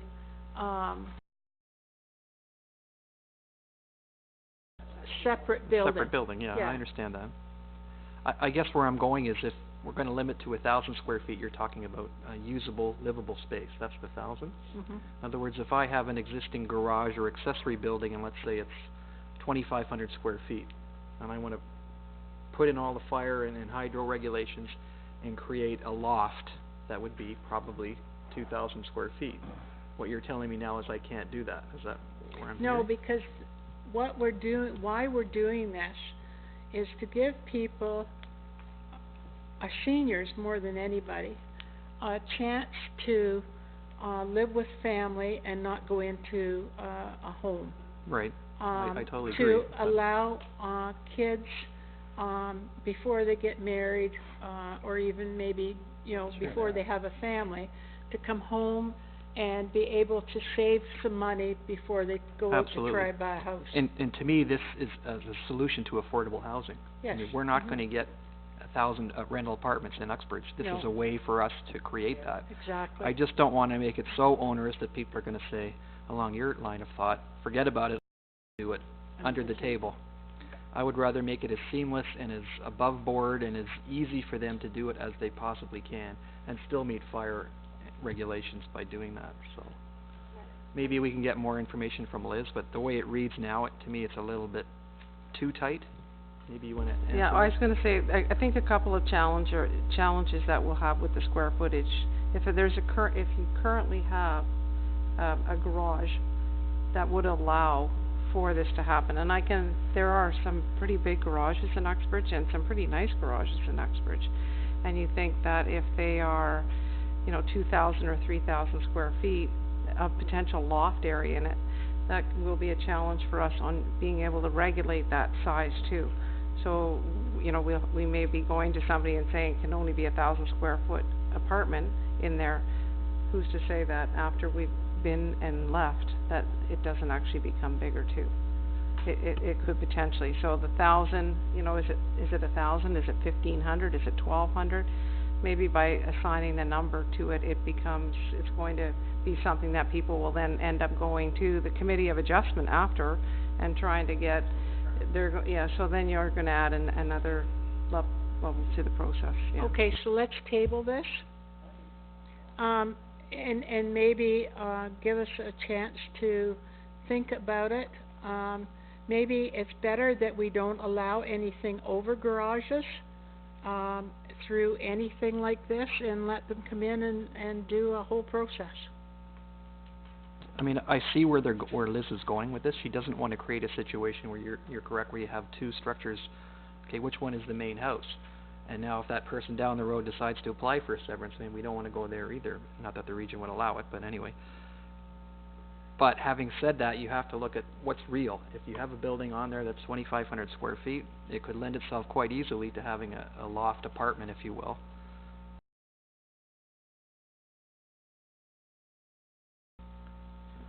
And I'd rather deal with it upfront rather than them go ahead and do it anyway, and then now we have to sort of claw it back, so.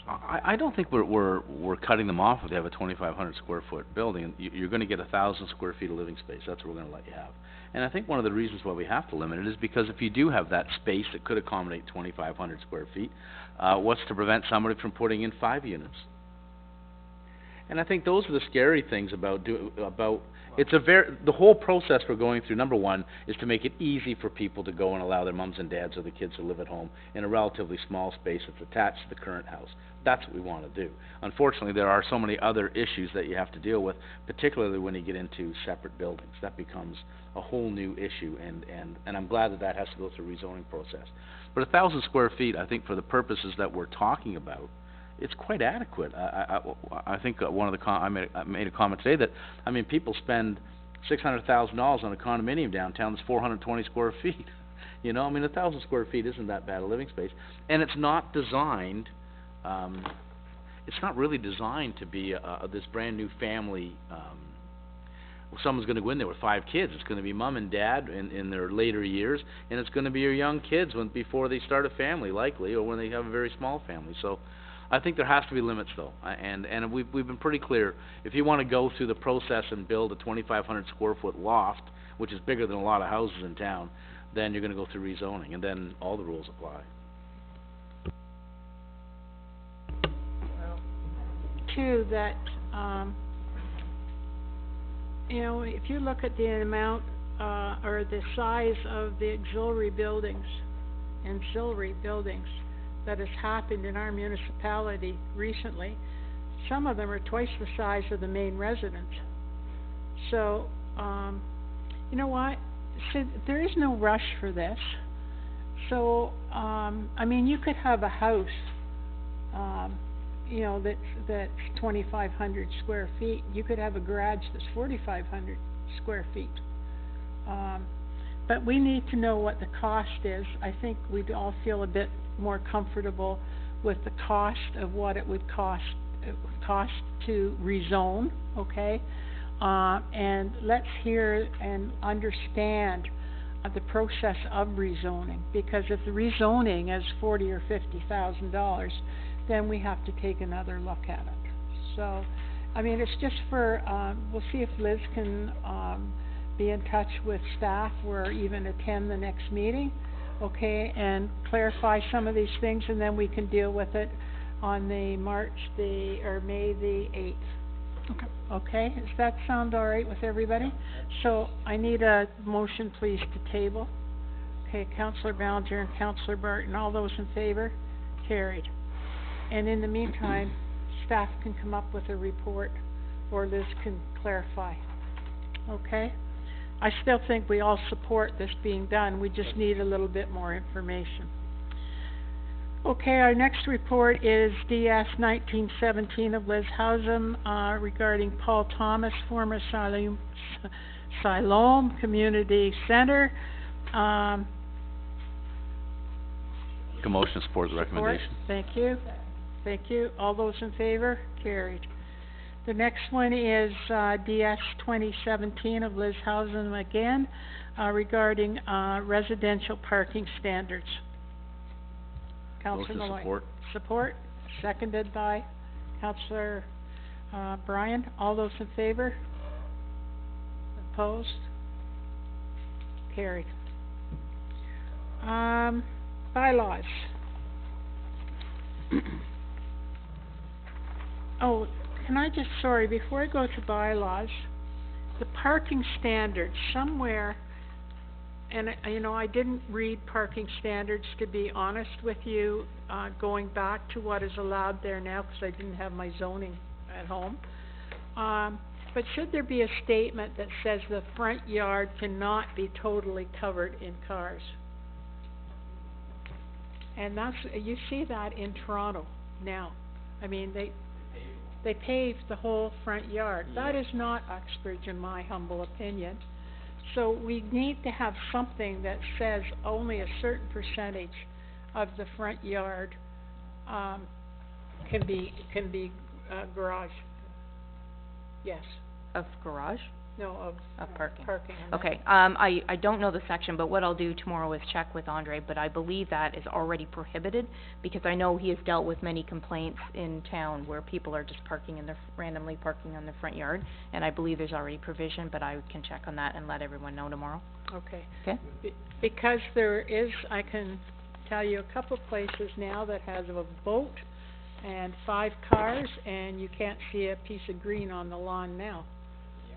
So, anyway, we'll deal with that then, if that's okay, if you can let us know, okay? Bylaws. Any questions on bylaws? Who has them, please?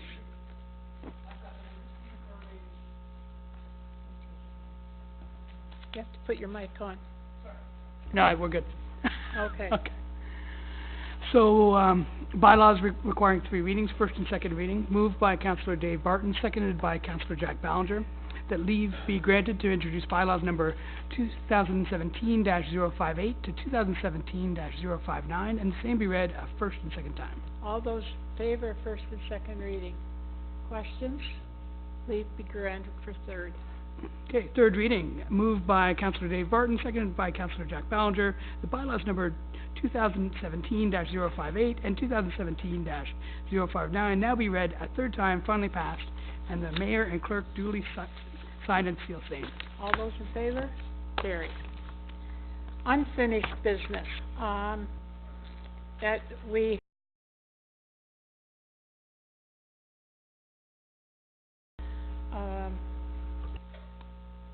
the Connect to Innovate, okay, so we, do you want that do you want us to receive for information? Just, if you could just give us the motion so that if we have to provide anything official, we have it. Okay. Yeah. A motion to write a letter to, support Bell's application for Connect Innovate. And staff answer any questions? Yes. Okay, all those in favor? Carried. Okay, the next item is, in the rough, the annual fundraising golf tournament for the new animal shelter. They are requesting sponsorship. Yes? Mayor O'Connor, I'll make a motion just to, sponsor one hole. I think it's $275. I think that's what we did last year, as I recall. What's that? Oh, not much. But there'll be enough this year, so we're close enough. Okay. Gord was just asking about the balance in the golf fund, and there's enough that, we'll have it very soon anyway. So you're doing the one, a whole sponsor? Yes, $275. Okay, so do you want to put a team in? Well, I think we will if we choose to, right? We usually do. Well, But we then- don't do that through council. No, but Debbie can, register if she hasn't registered anybody yet, Okay. so we need to register if you are going to put a team in.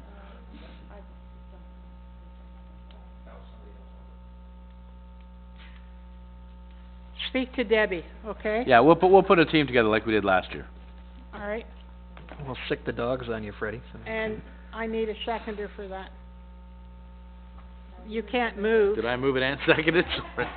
Someone Getting- else jump in. It's getting late. It is. Counselor Hyatt. Okay, all those in favor? Carried.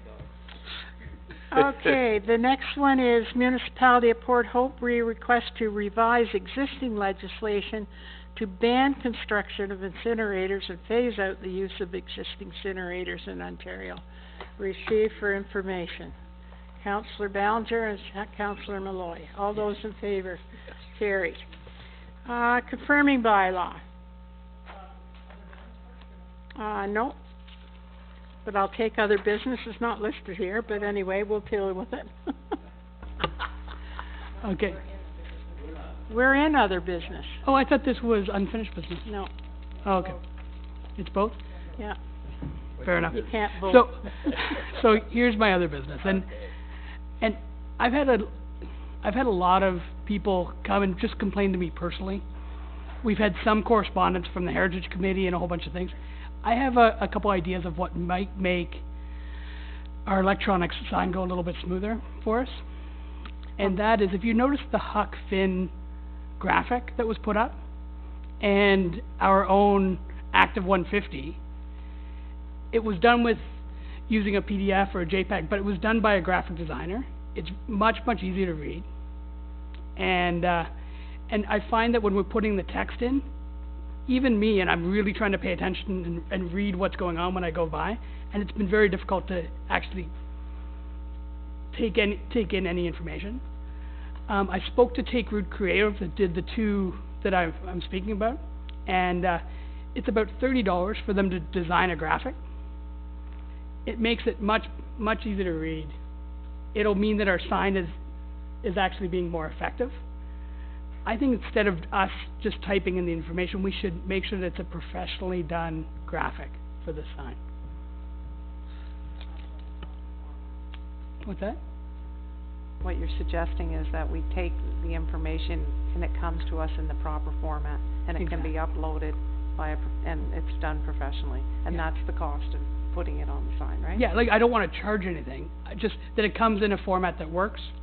If they have their own graphic designer, fantastic, but that company has proven to us that they can make signs that can be read easier. And then the other little tweak would be, we're cycling them fairly quickly, every 6 seconds or something like that, 6 to 10. 6 to 10. I don't feel that we can actually take in more than one message per drive. So instead of us cycling so often, I think every minute or so. but I'm, A couple things, Yeah. the professionals in the industry suggest that you have 3 seconds.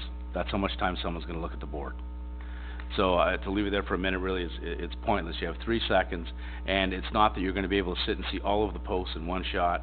You're gonna see them over a period of weeks. That's how you're gonna see them. But you have the driver's attention, or someone walking, that driver's attention for 3 seconds. and That's that, how much attention we have. no, and, So I'll just deal with the other issue, that is on the design. After we, I guess a couple months ago, we finally sorted out some of the issues as far as, submitting, what your ad should look like, and we encourage people to do that. But I can tell you there are some, and for example, the Township of Uxbridge one, I did it myself. So some people can do it, you don't have to use a graphic designer, it's not rocket science to do it. So there are some groups that are starting to move in that direction, and they're starting to do that, because we don't really want Karen to have to sit and type it. We want them to send us a JPEG and post it. So that's what she's encouraging people to do. Some groups though, quite honestly, just won't spend the dough. And they want just 3 lines of type, and that's fine and dandy. and Pat, I totally get that. The problem is that we paid for the sign. It reflects poorly on us when it's not legible. And then speaking about the 3 seconds, I completely agree, and that's my point. That if I'm driving up to it, and I'm trying to pay attention to the message, and then it cycles as I'm driving by, it typically, when I'm watching it, and I'm driving by, and I obviously drive very slowly, it cycles 2 or 3 times as I'm trying to go by. If it stayed the same, I'd actually take in that message. Sorry, but the pros disagree with you. That's not what they suggest.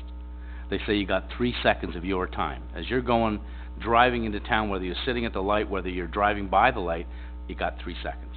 But isn't that you have to take into consideration the speed limit at which you're driving.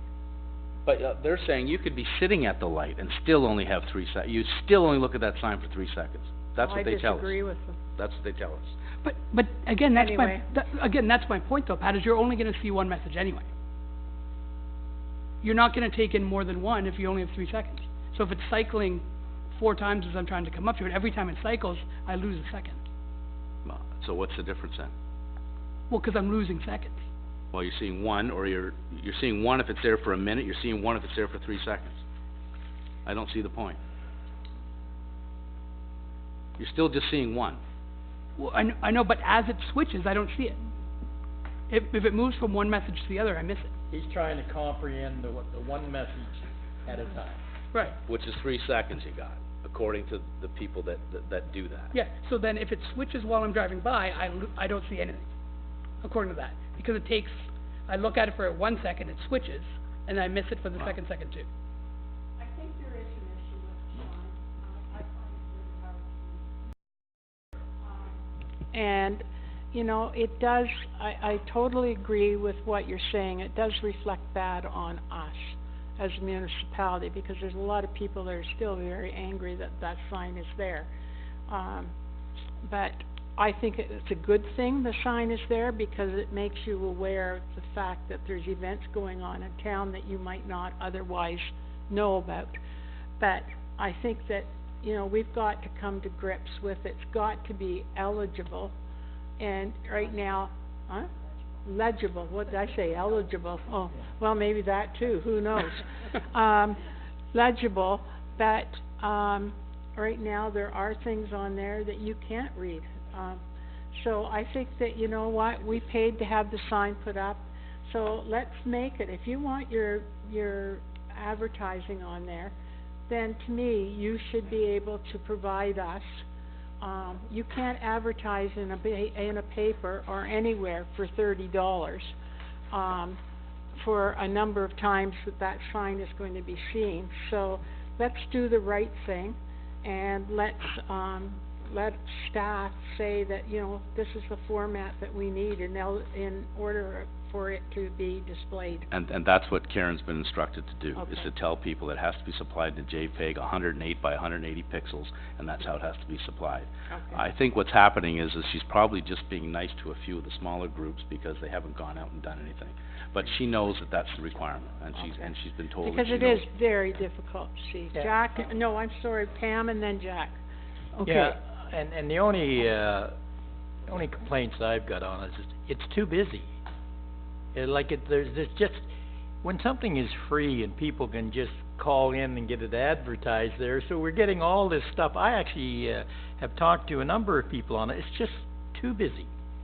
And I think the whole idea of the sign is to announce the current event coming up so that when you're driving there, you can see it. To be clear, what council decided was that what goes on that sign are events at our facilities. It's not for every event. It's for events to promote our facilities. That's the purpose of the sign. It's not, someone's having a garage sale. That's not what the sign's for, just so we're clear. Pam? I was talking to a gentleman this week, and he actually drove through the stoplight reading the sign, and it bothered him so much. And then I had another gentleman say that, you know, you really need to look at the colors that you're using for the print in the background, because certain colors don't register to the human eye as readily. So if there was some guidelines or parameters, that could make the messages more usable. Yeah. And I do agree with Dave that, and the mayor, as far as the length of time, regardless of the people that say that they have done the research and everything, that the messages need to be longer in duration. Roger, go under the table?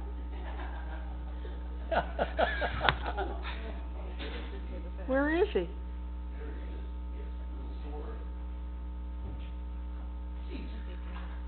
Want a helmet? You all right? Okay. He was always a good actor. Okay, Okay. so we have the issues on the signage. Okay, and I have one more little thing that might help as well. Yep. If we did a Facebook page that was Uxbridge Sign or something, where if you saw something on it and you wanted to see it again, you could go onto the Facebook page and see each of the ads that we've got up with links to the events. So if it's for our golf tournament, you'd see the graphic for it, and then you could look and actually get the information as well, either a township page or something like that. Just so if you missed a phone number, you can go back. Do we have a coming events? Yeah. Yeah, so it could be So all added we're there. trying to do then is make sure that the coming events that are on the sign are also on the On a Facebook page or Facebook. something.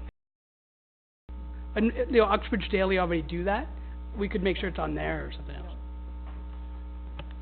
Through your worship, we have an events page, which is our calendar on our website, and then the new tourism website has events page, but that would all reflect any upcoming events anyways.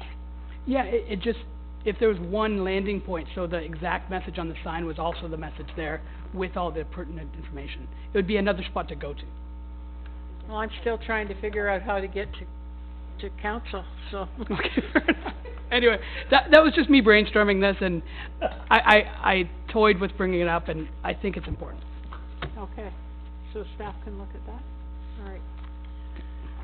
Okay, before Roger disappears again. Roger. Questions? Yes, I hope you have your sleeping bags with you. Couple of quick ones first.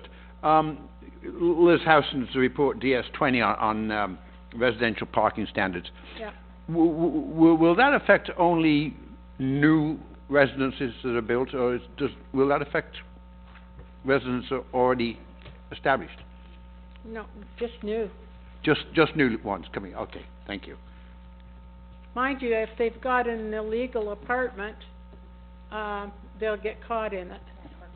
Or, no, but if they have an illegal apartment and they go to legalize that apartment, then the parking will take place then, right?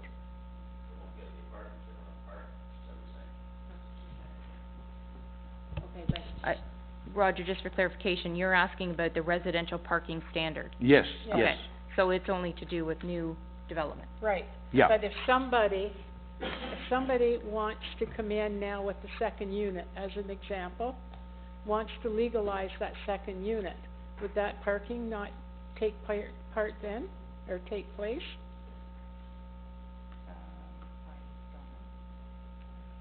Okay. I didn't quite want to open that kettle of fish, Mayor, but... We'll say it's for new, and then Okay. we'll cross that, Yeah. road when we have to. Because I'm going to get to the other aspect of that in a minute. Some clarification, if I may, Mayor, on item 46, the septic tank resolution from East Ferris. And you received that for information because you said this is a problem, or this is something that the region of Durham is dealing with. But I'm wondering why this council would not support East Ferris on this resolution, since as a rural municipality, there's a lot of these septic systems in Uxbridge, and East Ferris's resolution makes a lot of sense. Well, why you wouldn't let the region know that you support them? Why we'd let the region know we support them? Why you wouldn't let the region know that you support East Ferris's resolution? I think that's already as part of the region. I'm sorry? I think that is already what the region has got in place. It's the same thing. The region of Durham Yeah, has the guidelines that are in place. but they're the ones that are going to be affected by the provincial legislation mandating that these must be looked after every 5 years and records retained. You have to look after yours. We're talking about the septic systems. Part of the challenge right now is there are some mandatory septic inspections that fall under source water protection, and an additional pile of, I think we have 680 septic inspections that are coming up for the Lake Simcoe Protection Plan. Other than that, there isn't really anything that's mandating it unless you're in those areas. So for me, it's every 5 years. For a lot of people, depending where you are, it's every 5 years that you're having to do it. But in Durham region, right, it's every 5 years because of our watersheds. Not everybody in Uxbridge is going to have to get their septic inspected as per the Lake Simcoe Protection Plan, but anybody that's on a water course, anything that leads to some tributary that leads to Lake Simcoe, will end up being inspected over the next 5 years. And they will be inspected every 5 years from this day forward. And that is the concern that people are going to have, is they're going to have to get that inspected every year, and there's a cost. There's a huge cost. Okay, we'll pass that by. We'll pass that by. Quick question. Do you know what, Roger? I'm sorry? Phone down to the health department in the region. Okay, I will. Okay? Probably Dr. Kyle would be able to help you. Dr. Kyle, K-Y-L-E. Thank you. Okay. The historic photos at the Hockey Association was talking about, where did you say they're going to go? Pad 1 or Pad 2? Pad 1. Pad 1, on the wall. Okay. I'm sorry? With the girls. Okay, on the on secondary living quarters in houses, are they not allowed in rural areas at present? No. And this will change that. Right. When you talk about the possibility of putting a unit in a freestanding building such as over a garage, are such units allowed in the residential areas right now, in the urban areas right now?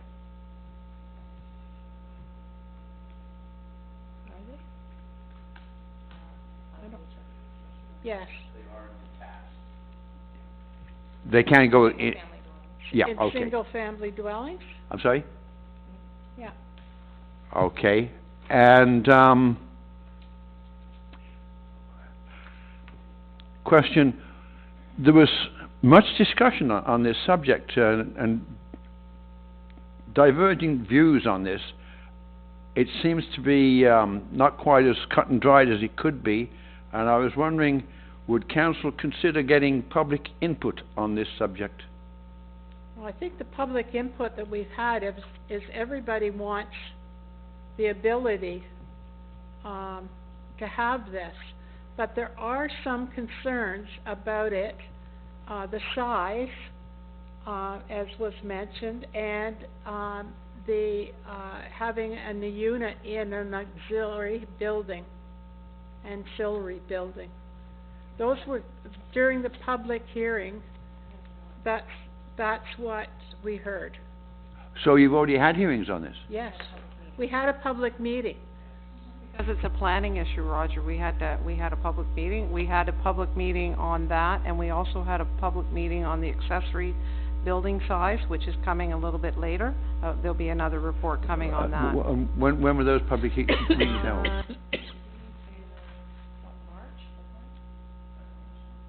End of February. End of February, I think.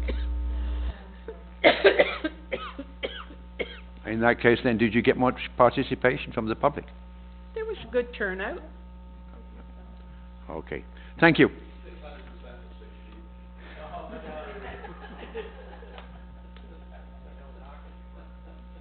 Okay. Moya. Just wondering what the specifics were for that Friend of Health Award. Was it a certain program, or? do You know what? I don't know anything about it. I was shocked when I read it that, I don't think anything came across our desks about it. Yeah, we didn't get anything either, so. No. So would it be the region that would have that, I guess? I'm not sure whether, yeah, Region of Durham. Oh, sorry, just a minute here. I get the right one. Where is it here? Yeah, it was the region, so I would maybe contact, the health department down there and just see. Yeah. Because I don't remember seeing anything. I don't think any of us had any information about it.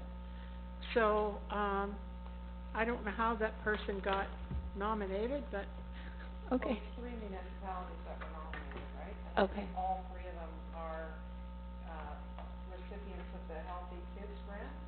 Let me pull that up again and So maybe that's where it came from. and that's why it's not all of Durham Region. Okay.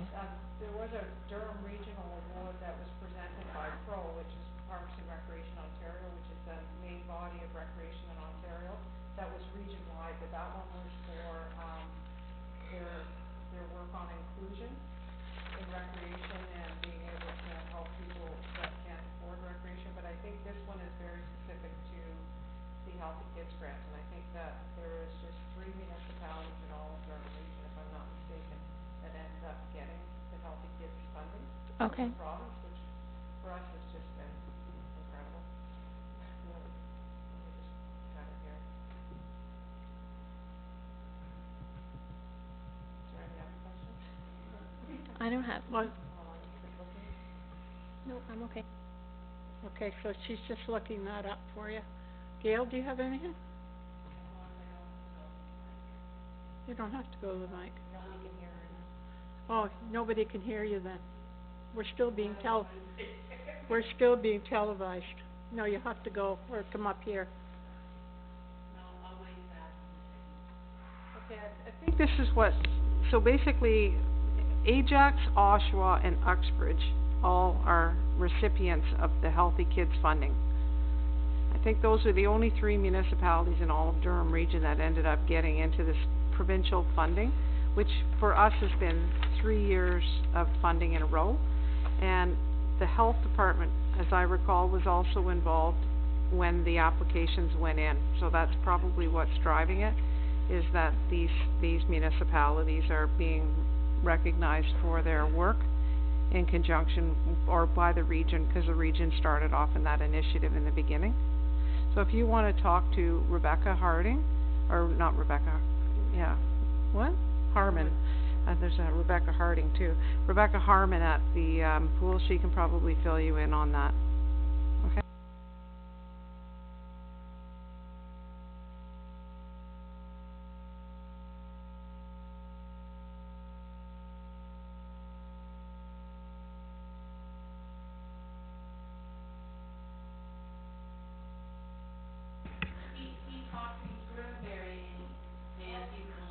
No, this is strictly about the two signs, the one on 47 and the one at the fire hall.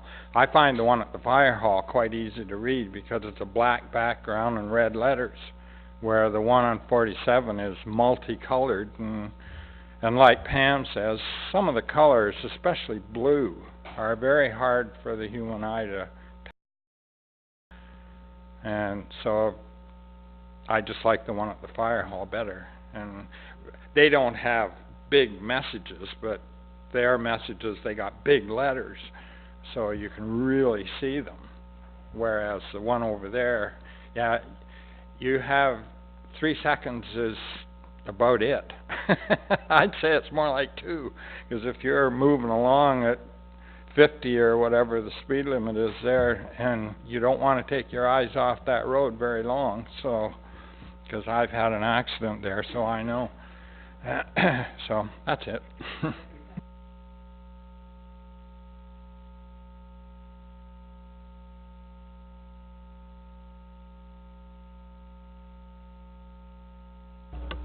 Yeah, I can do that. Confirming bylaw? Okay, thanks.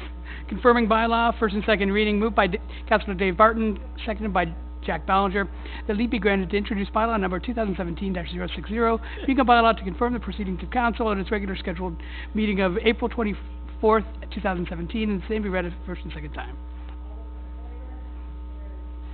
Third reading, moved by Councillor Dave Barton, seconded by Councillor Jack Ballinger, that bylaw number 2017-060 now be read a third time, finally passed to the mayor and clerk, duly signed and seal same. All those in favor? Carried. I'll give you a motion to adjourn. Thank you. You're gonna be at the chamber tomorrow, though, right? Let's see. Oh, you don't even know? Can I? We're both supposed to be doing it together. No, she's doing it. Because I had 2 or 3 slides and she had 4.